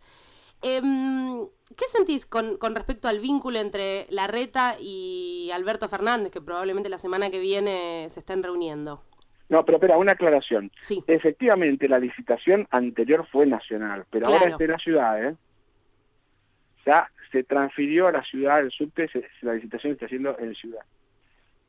Y bueno, siento lo que me decías, sí, es un tema muy difícil porque creo que la Nación, ahí hay un problema de déficit histórico y creciente del gobierno nacional, que ya no sabe de dónde sacar plata. No es un problema de Fernández solo, esto viene hace rato. Crece y crece y crece con su déficit, crece y crece con el gasto, y cada vez se lleva más recursos. ¿Esto qué significa? Que avanza sobre las provincias. De los ingresos nacionales se lleva el 75%, porque además de la copa, que es un 50%, de la coparticipación, que es un 50% de lo que se queda del Estado Nacional, sumarle un 25% de las retenciones, impuesto al cheque y todo eso, termina en que el Estado Nacional se lleva todo. Y aún así no le alcanza. No le alcanza, entonces dice, bueno, te paso la policía, pero me quedo con parte de la plata. Esto es lo que está pasando ahora. Sí, aparte cuando Ciudad Autónoma de Buenos Aires produce el 25% del Producto Bruto Interno. Así es. ¿No? Sí, además nos vienen a decir que no cedemos. Cuando producimos tal cual, el 25% del Producto Bruto, y de la recaudación nacional, de impuestos nacionales, no ingresos brutos, impuestos nacionales, solo nos quedaríamos con la policía incorporada al gasto, con el 350. O sea, cedemos como si te dijese el 90% de los recursos nacionales que se generan en la ciudad de Buenos Aires, y lo dicen que no somos solidarios, que hay que entregar toda la población. Están locos, ¿no? Y por supuesto, esto también está rodeado de un modelo que tiene 100 años de provincias, gobernadas por gobernadores multimillonarios, que la plata que les ha girado la ciudad de Buenos Aires y la provincia de Buenos Aires durante décadas, y los ha financiado, no sirvió para que se modernicen ni para que mejoren para nada, solo para llenar las arcas personales de esas oligarquías provinciales, ¿no? Los Infran, Gioja, Mansur. Esta es la historia de la Argentina triste. Entonces, en ese marco, viene el gobierno de la ciudad y dice que la ciudad me dé un punto de lo que le tenía que dar sí o sí, porque además la Constitución dice que cuando transferís a la policía, por ejemplo, tenés que hacer con la partida.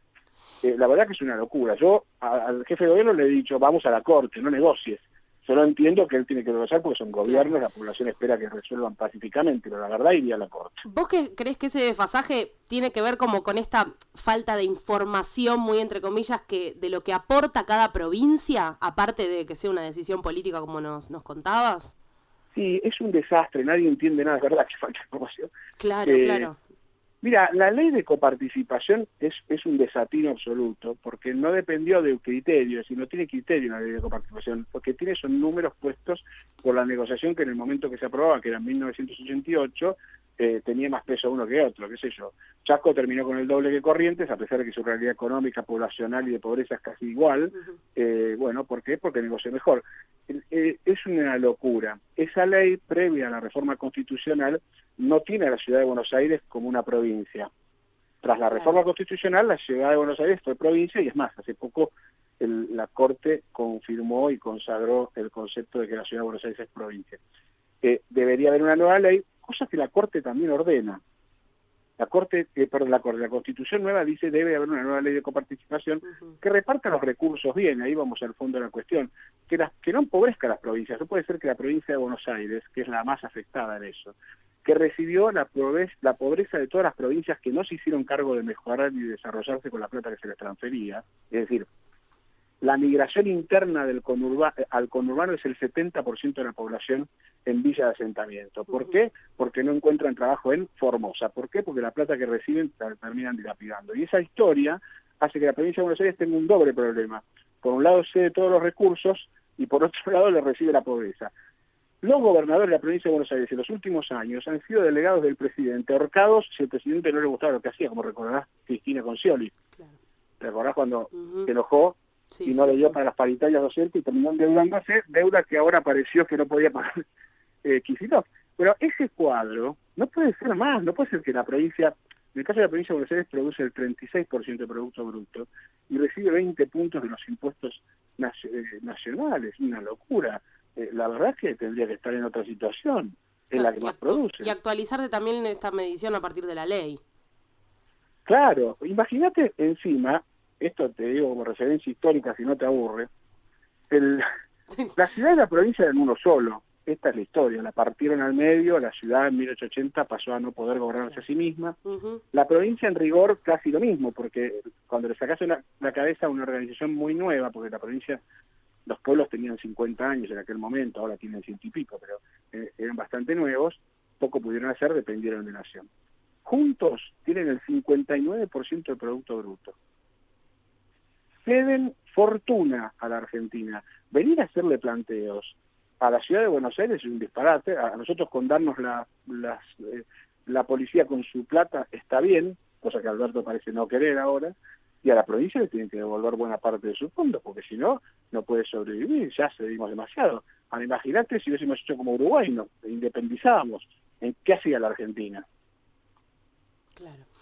Con respecto ahora que nombrabas a Alberto, ¿qué así a pura intuición, no solamente política, sino también tal vez emocional, que de tantos años de carrera política seguramente la tenés y aparte la tenés, sé que sí, ¿qué es lo que va a alegar Larreta como para defender lo que recibe de la coparticipación en esta reunión que va a tener con Alberto? Bueno, lo primero es, me pasaron la policía, me pasaste los sueldos, me pasaron la plata para los sueldos. Porque esa es la historia. La ciudad tenía 1,4, pasó a 3,75, pues se ajustó a 3,50, porque le pasaron 20.000 sueldos para pagar. Entonces, esta es la discusión. Ahora, en la intuición, lo que te digo es que yo creo que quiere llegar a un acuerdo, que no necesariamente va a ser lo que me guste a mí. Me parece que Larreta está tratando de arreglar pacíficamente, y Alberto también, pero con esta impronta de querer sacar la plata a la ciudad de Buenos Aires, ¿no? Por lo cual me cuesta decir que es pacífico Larreta. Claro. ¿No? Porque nos saca plata, pero nos mandó el gasto. Yo no sé si te acordás, es como lo que hizo Menem. Menem de transferir a las provincias, las escuelas y la salud, pero no les dio la plata que esta nación se quedaba. Ese fue uno de los factores de crecimiento del presupuesto de la nación, cuando se quedaba con la plata, pero no con el gasto. Tremendo. Pero yo creo que va a pasar eso, y creo que van a llegar a un acuerdo. Pero yo no creo que vaya a ser excedente para la ciudad, por decirlo de una manera amigable. Algo que me parece también importante, que es la educación dentro de la ciudad también, que es un tema, no sé, ya pasó la primera inscripción que fue en octubre y bueno, hubo muchas quejas de la gente. De hecho, el colectivo La Vacante es un derecho, bueno, dice que hay como 14.000 vacantes faltantes para nivel inicial. La CPI entran acá en juego, ¿no? Como, ¿vos crees que son una buena alternativa la CPI como para reemplazar esta falta de vacantes en la ciudad de Buenos Aires? Lo que pasa es que si vos esperás a poder construir y hacer uno directo del Estado, no llegas a tiempo, ¿no?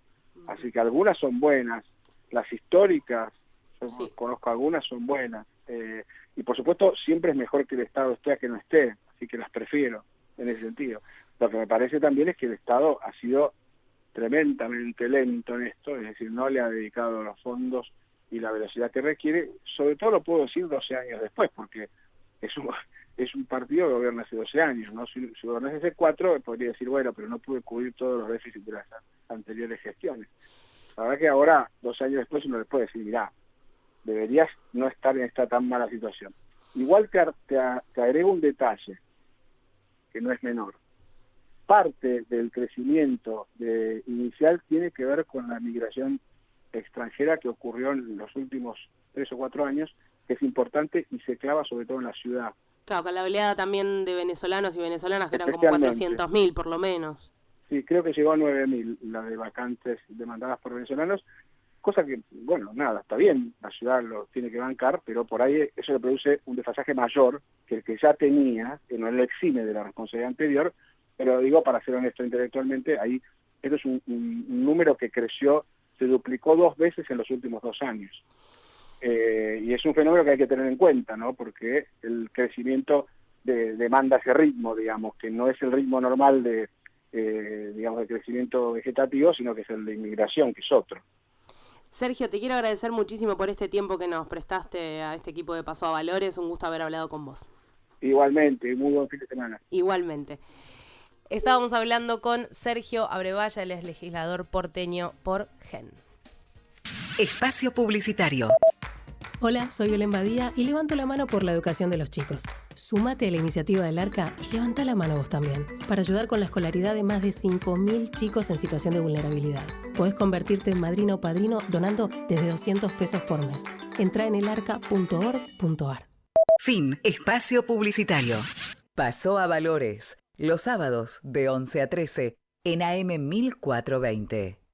El intenso y continuo uso de pesticidas para exterminar malezas e insectos en las plantaciones de palma aceitera acabó envenenando el medio ambiente e hizo imposible el cultivo de arroz, hortalizas o maíz, los principales alimentos de la población local.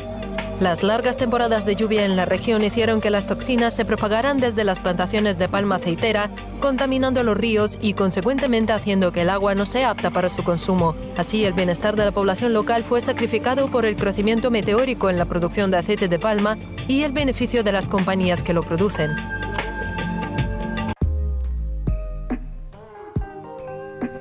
El tema que vamos a tocar ahora tiene que ver un poco con un uso que se le da a esto por su rentabilidad, porque es mucho más barato que cualquier otro aceite. Estamos hablando del aceite de palma. Es 20 veces más consumido que el aceite de oliva, justamente por esto que decíamos, por su rentabilidad. Claro, sí, el aceite de palma a veces capaz dice, bueno, pero ¿cuándo uso yo aceite de palma? Capaz que no lo consumís directamente de un pote como si el de girasol, pero hay muchos productos que tienen aceite de palma, o sea que indirectamente lo consumimos. El aceite de palma viene de la palma africana y la palma aceitera, que aunque es originaria de África también se planta en otros países como es América y Asia, y sobre todo Asia, porque el 85% del aceite de palma proviene justamente de Indonesia y de Malasia. ¿Por qué digo que nosotros lo consumimos? Porque hay aceite de palma en los alimentos como las galletitas, los chocolates, en los cosméticos, hay labiales que tienen este aceite, hay jabones. Es muy hidratante aparte.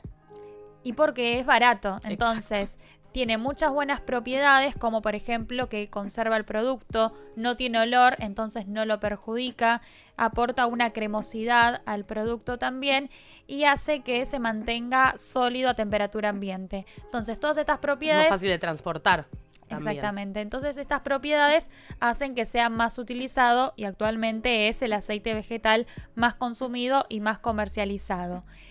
Uno podría preguntarse, bueno, entonces, ¿el problema es el aceite de palma? No, el problema no es el aceite de palma, el problema es cómo lo cultivamos. Ahí es donde está el eje del problema. ¿Por qué? Porque si uno deja de consumir aceite de palma y empieza a consumir otro aceite vegetal, se traslada la problemática a otro sector del país. No estaríamos hablando de que hay destrucción de bosques justamente en Asia por la producción de aceite de palma, y estaríamos hablando capaz que estarían sacándole el territorio al yaguareté en América. Por eso la solución no es que el aceite de palma se deje usar, sino es cómo cultivarlo. ¿Por qué tiene tanto impacto el aceite de palma cuando lo cultivamos de una forma que no sea sostenible?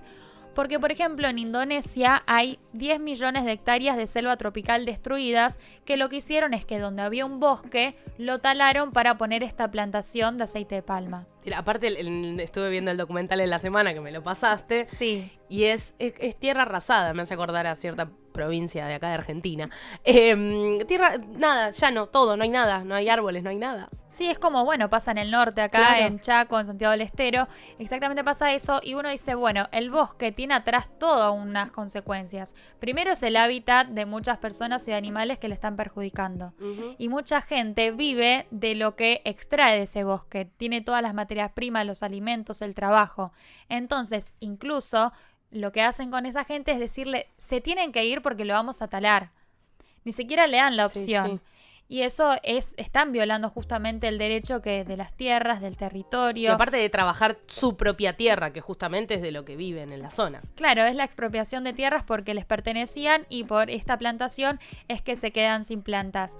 Es toda una cadena. Bueno, talan los árboles, se destruyen los bosques, se pierden los hábitats de los animales, hay cierto desequilibrio en el ecosistema, ¿no? Que está acostumbrado a funcionar de determinada manera. La gente, ¿qué pasa? Se queda sin agua porque toda esta producción contamina el agua con los pesticidas y demás productos que se usan para cultivarlo. Se contamina el agua, se contamina el aire, empiezan los problemas de salud y sobre todo el hambre que empieza a aparecer cuando ya no pueden obtener los recursos que antes sí obtenían.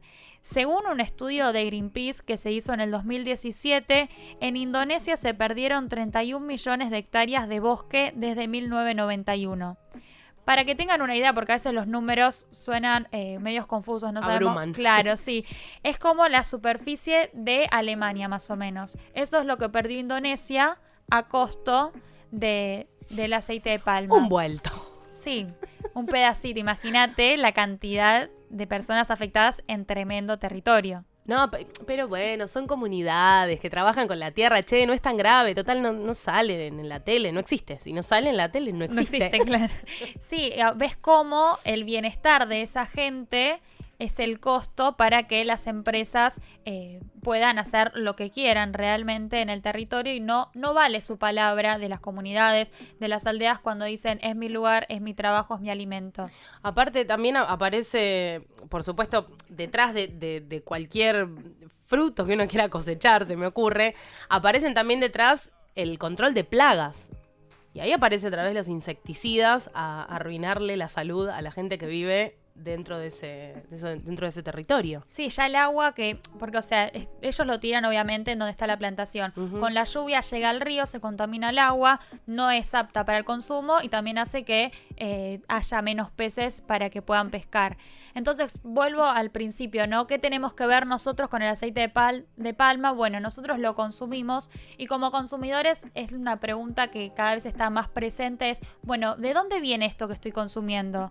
¿Cuál es el precio, el costo en el lugar que se produce para que yo lo pueda tener? Entonces, desde el consumidor, elegir marcas y productos que estén con un aceite de palma certificado. ¿Por qué? Porque existe esto de que se pueda hacer sostenible y es en base a la Mesa Redonda del Aceite de Palma Responsable, que es un grupo de actores y de ONG que lo que hicieron es mostrar que se puede realizar de una forma responsable, sostenible y te dan un certificado para decir que vos estás cumpliendo con un trabajo digno para la gente, con protección de tanto los derechos sociales como ambientales, del territorio, que no estás deforestando bosques que se les llama bosques primarios, que quieren decir los que nunca fueron tocados para nada. Entonces, si vos cumplís con estas distintas características, ellos te dan el certificado y sos una empresa que no daña al bosque, no perjudica a las comunidades ni a los animales. Sí, aparte también el trabajo digno, ¿no? Porque también esto del abarrotamiento que genera la producción constante y de voy arrasando todo lo que encuentro,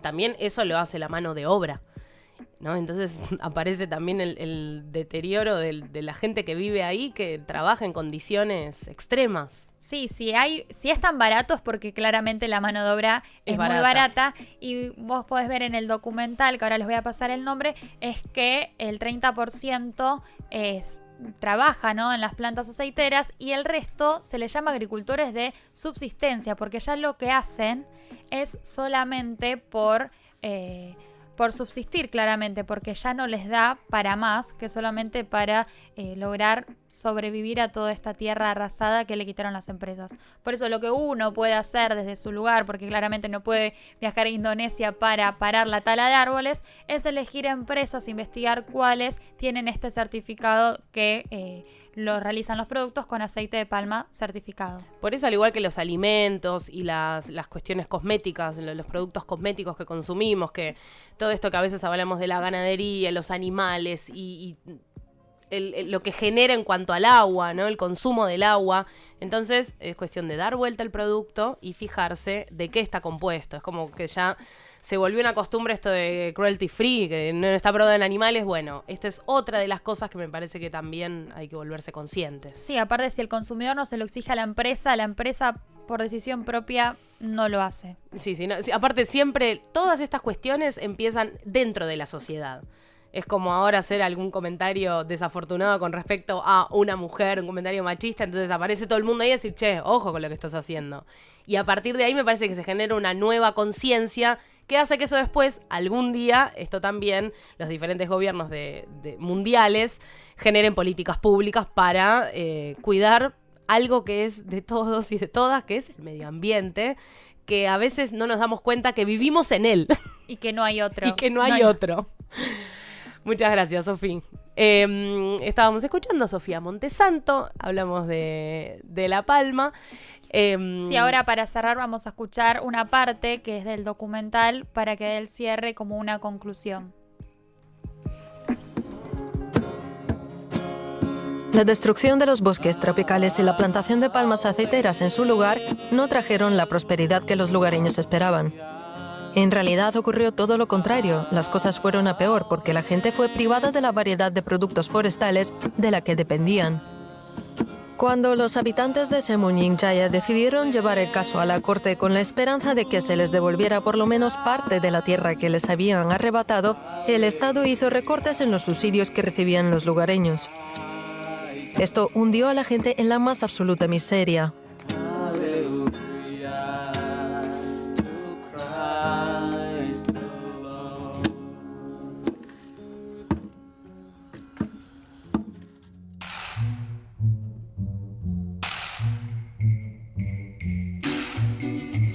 Me falta el bombista, que es el conductor de este programa, pero lo puedo hacer yo hoy, que le pom, pom, pom, pom, pom, pom. Patas muy importantes para terminar de cerrar un poco esta idea de las relaciones bilaterales, que también son los respaldos que necesitamos para generar credibilidad internacionalmente. Hace pocas horas, Alfonsín, el hijo de Raúl Alfonsín, se convirtió en lo que es embajador de España. Hay varios debates dentro de la misma UCR. Cornejo, por ejemplo, estuvo a favor, con que es una decisión personal. La senadora Moreira estuvo diciendo que es una deshonra a su padre. Me parece que, no sé, deshonra es no comprender la pluralidad de voces que puede tener un frente, ¿no? Y pertenecer a un sector como es una embajada con relaciones tan importantes con España, que nos van a beneficiar como país. No sé, siento que a veces esas chicanas como de deshonra, esas palabras aparte del pasado, ¿no? Como que ya me parece bueno, que... él en cierto punto respondió porque dijo que estaba convencido de estar haciendo lo correcto. Desde ya. Y que por más que algunos hayan dicho que no lo había consultado, como Negri, que dijo que si lo hubiese consultado a él le hubiese dicho que no, lo que dijo Alfonsín es que él habló con dirigentes de la USR. Sí, aparte me parece también muy importante como priorizar lo nacional por sobre lo personal, porque hay que afilar la alianza con la Unión Europea y acá no hay tutía, hay que tener buen diálogo, como también sucede, y me parece importante volver un poco también a lo que serían los embajadores también dentro de Latinoamérica, como es Brasil, que fue designado Daniel Scioli. No hace falta mucha presentación para el ex gobernador de la provincia de Buenos Aires, que es actual diputado, es vice del Partido Justicialista. ¿Por qué es tan importante también este vínculo bilateral? Recordemos que Argentina, después de 17 años, recuperó el superávit que dio 1.017 millones de dólares con respecto a nuestro país vecino Brasil. Brasil es el principal socio comercial en cuanto a exportaciones e importaciones. Por ejemplo, lo importante acá es volver a generar buenos lazos. ¿Por qué? Porque Países Bajos nos quitó el tercer lugar de los principales socios económicos en cuanto a las exportaciones con Brasil. Viene China, viene Estados Unidos, veníamos nosotros, pero copó el lugar Países Bajos. Y en cuanto a las importaciones, sí seguimos manteniendo el tercer lugar a lo Carrera, porque es el mayor socio de la región, o sea, internacionalmente es el que va. Sí, es importante mantener el comercio bilateral y también una relación sólida, más que nada porque del otro lado está Bolsonaro, que también estaba como la expectativa de, bueno, ¿qué va a pasar? ¿Va a haber reunión o no? Y finalmente va a haber un encuentro que es la semana que viene, que se van a reunir, van a viajar. Scioli, Felipe Solá, Gustavo Vélez van a viajar a Brasilia justamente. Y aparte, como la caída de autos en Argentina fue tan grande, el 45% que importamos a Brasil es recontra importante para la industria nacional. Se acercan mis compañeros, mis compañeras. Está aquí Micaela Galván. Afuera quedó, ¿cómo se llama tu compañera, la productora? Mica Santolini. Mica Santolini. Florencia Santolini. Florencia Santolini, que está con su pelo hermoso, que tiene pocas semanas de ese teñido moderno que Bailando se hizo. Marilina estaba. Bailando Marilina. Acá todo es matriarcal hoy. Martín, ¿cómo te sentís con tanta mujer alrededor? No vino Martín. No vino Martín. No sabe quién es Martín. Martina. Bueno, ya fue. Así no hay hombres. Martín, ¿vos querés que yo presente tu columna? Quiero que me hagas los honores con nuestra cortina, nuestro separador que suena siempre, que es la mayonesa. No pasaba nada. ¿Está el segundo de la Argentina? ¡Sí! Si tu equipo hace un gol y tenés una hamburguesa en la mano, la mayonesa pasó a Valores. De tanto correr por la vida sin freno, me olvidé que la vida se vive. ¿Qué es esto? A ver. ¿Saben qué es esto? Eso te ¿Esto preguntamos. es Julio Iglesias? Julio Iglesias. Sí. Amo. Quiero decir que yo fuera del aire pensé que ibas a hablar de Luis Miguel porque en una foto como parecido a Luis Miguel. Y dije, ¿qué onda esto? Me dijo, no voy a hablar de Luis Miguel. No vamos a hablar de Luis Miguel, vamos a hablar de Julio Iglesias, porque quizás no lo sepan. Aprovecho, me dicen, ¿por qué hablará de Julio Iglesias ahora? Sino porque el muchachito con 76 años anunció que va a volver a cantar en agosto. Va a hacer un par de recitales porque quizás no sabían, yo tampoco lo sabía porque no soy fanático de Julio Iglesias. El muchacho estaba un poco retirado, está un poquito grande y no está cantando. Anunció estas fechas para agosto. En 5 horas se agotó todo. En Madrid va a cantar. Se agotó todo. El tipo es un prócer. Entonces dije, che, bueno, ¿cómo relacionamos todo esto a deportes? Porque ¿A dónde vamos? Quizás no lo saben, quizás fanáticos como Florencia Santolini sí lo saben, pero Julio Iglesias, vamos a decir su nombre entero, que es Julio José Iglesias de la Cueva. JJ Iglesias de ese. Era futbolista, su sueño era ser futbolista y jugó en el Real Madrid. Fue canterano del Real Madrid hasta que un accidente le permitió que no pueda jugar nunca más al fútbol. Pero nada si no que ver lo sabían, con su perfil derecho, que es el que siempre muestra. nada que ver, pero algo que quería contarlo y aproveché la excusa para que sepan que Julio Iglesias, su sueño era ser futbolista, como aparte, el de muchos pibes, capaz. Estoy muy contenta porque en el día que soy la conductora de este programa no hay muerte en la columna de Martín. Fuerte el aplauso, no hay drogas, no hay muerte. Gracias, Pero hay un Martín. accidente trágico igual, pobre Julio Iglesias. O sea, pero- la vida terminó ¿Qué bien. pasó? No sabía esa parte de Julio Claro, Iglesias. si no hubiese estado el accidente, entonces no escuchábamos jugaría al cantar. fútbol, jugaría al fútbol, él era arquero del Real Madrid, era Sí. su sueño como muchos pibes creo, que al principio decís, y el fútbol, la pasión, Real Madrid, del Bernabéu le encantaba, un lugar que ahora me gusta también mucho el Bernabéu, después de lo que pasó en el 2018, perdón Mica. Cállate, por favor. Pero Se él, rebelaban con de todo, de la repente. música, nada, no tenía ni idea. Nadie sabía que tenía esa voz así muy española y muy cantante que supo Ok. tener después. No, él, arquero, los guantes, su sueño era atajar. Hizo, como se llama ya, las inferiores, que es la cantera, siendo muy chiquito, de los 13 años por ahí hasta los 19. Llegó a debutar en la primera, en esos partidos que ahora conocemos como la Copa del Rey. Son esas copas, viste... Inventadísimas. Poneme al pibe que ataja porque el profesional se me llega a lesionar en este partido y vamos todos Claro. presos. Entonces, viste, meten al pibe, suele pasar esas cosas.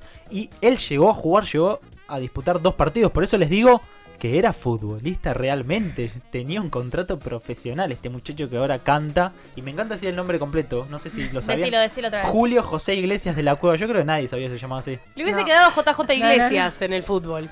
En Como el fútbol, JJ Cerrizuela. Sí, porque aparte o te ponen de la Cueva, viste que siempre te ponen Sí, el sí, final, sí. como que no sé, hubiese sido raro, pero Y tal vez no hubiese tenido a Enrique Iglesias, que eso hubiese sido bien para la no, y el humanidad. otro, ¿cómo se llama el otro?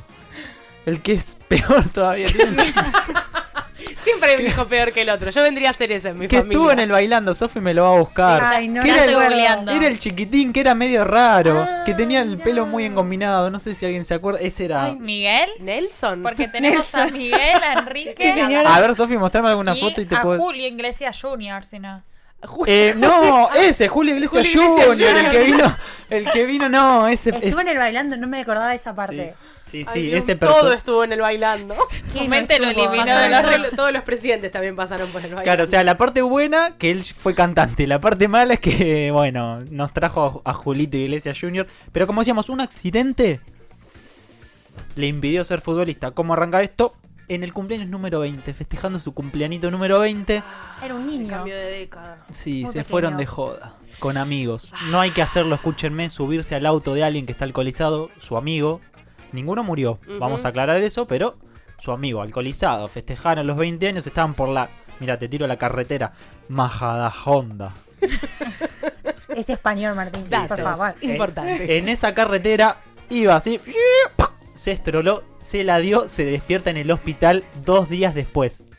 No entendía nada, o sea, lo tuvieron que poner en coma, 2 días estuvo que...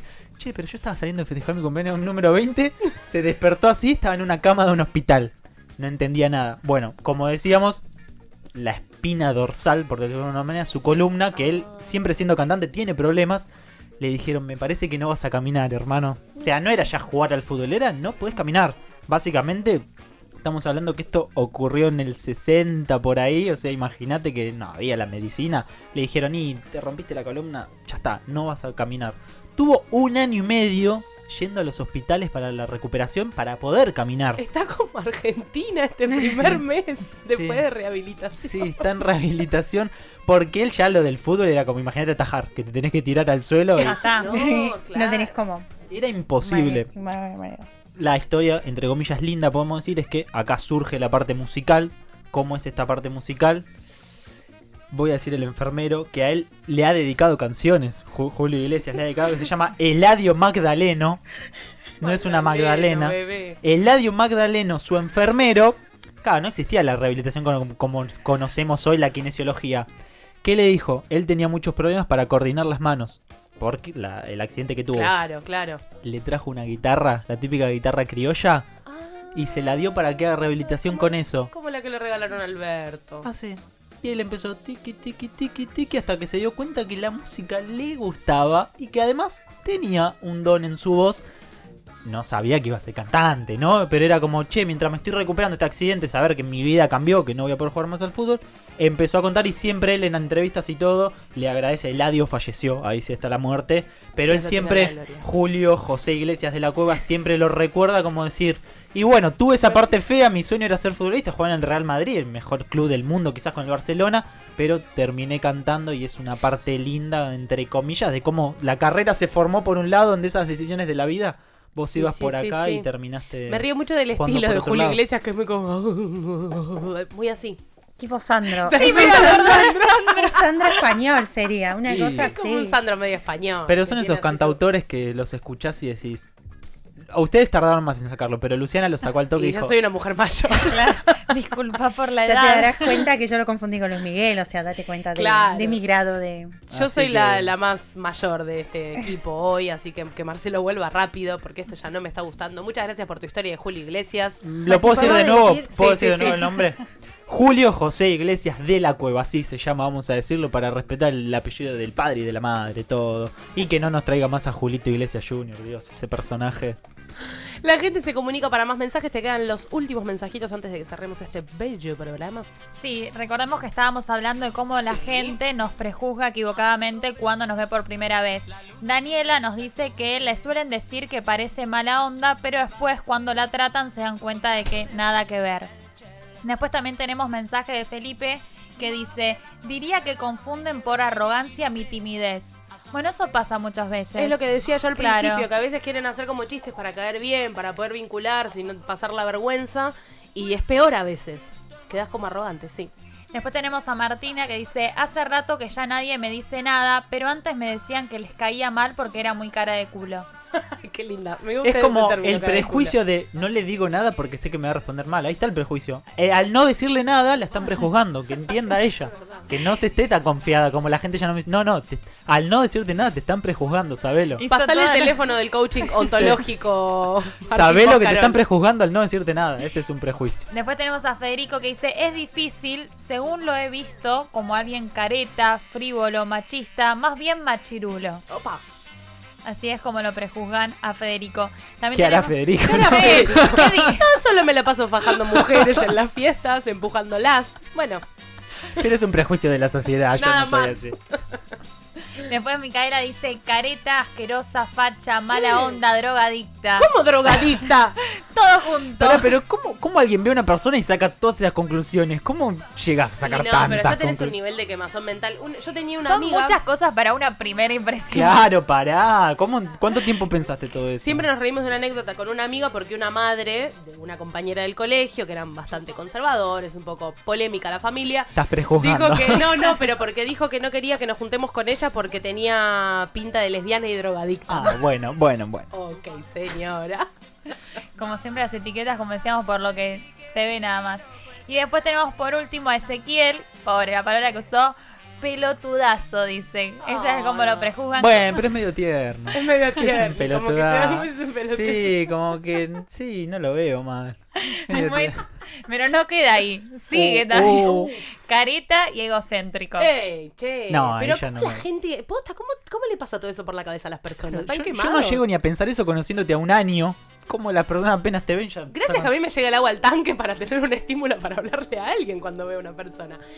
Vamos a ir cerrando este programa, que fue un placer compartirlo con ustedes. Muchas gracias, Martín Boscarol. Gracias, igualmente para nosotros y disfruten, sé que estuvieron hablando de Racing Independiente, no sé quién habló por ahí. Bueno, yo. Así Te que- quieres desarrollar el piso, Martín. Sí, me estuvieron, Y estuve bueno. escuchando de fondo serrucho, dije, ¿hay una construcción o era Mica? No, me dijeron que ¿Qué era pensás? Mica. ¿Quién va a ganar? Vamos a apoyar a nuestro amigo Luis, vamos a apoyar a Claro, Luis y a la conductora de este y a programa, Luciana, querido. Aparte, che. los años nos dan la Racing derecha. lo mejor que tiene es Beca Chese, que su apodo es Beca Sexy, el mejor apodo del mundo. Madre mía. La gente que le dice Beca Sexy, Qué amo que le digan así. hermoso, qué hermoso, qué hermoso. Gracias por acompañarme, Sofía Montesanto, también. Nos vamos, anda buscándote otro espacio porque me No sé quedo dónde en es que este vos- asiento. Y aparte no sé cómo te voy a maltratar la semana que viene porque volvemos a ser pares. Sí, ya está, ya no. Es Sofía Era Luciana. hoy. Sofía Claro, Luciana quedó. Luciana quedó. Bueno, el sábado que viene te tomas el día porque está Sofía Luciana. Claro. Micaela Galván también estuvo aquí sentada, se dio el gusto de ser una... Como nunca, hacer tanto aire. Cantó Louta, mucho Mica- Louta sí, cantó. cantó Louta ahí descontrolada cuando pasamos el tema. Bailando todo. Florencia Santolini también en la producción, al igual que Micaela Galván, que nos acompañó en este programa tan bello que tuve como desafío de conducción de este programa, que se llama Pasó a Valores. Natalia Bravo en la operación, muchas gracias por esas manillas. Va a estar unos días más porque Charlie sigue de vacaciones, así que Charlie también le sigue mandamos de- un saludo a Le Charlie. mandamos un saludo a nuestro operador oficial titular, la tengo con eso. Muchas gracias por estar del otro lado. Un lindo desafío el que tuve de este lado. Fue hecho con mucho amor. Gracias a mis compañeros y mis compañeras que me contuvieron muy bien durante toda esta semana. Hermoso el equipo de producción. Le mandamos un saludo a Marcelo Aymar, que vuelve la semana que viene. Esto fue Pasó a Valores todos los sábados de 11 a 13 por AM 1420 con vos.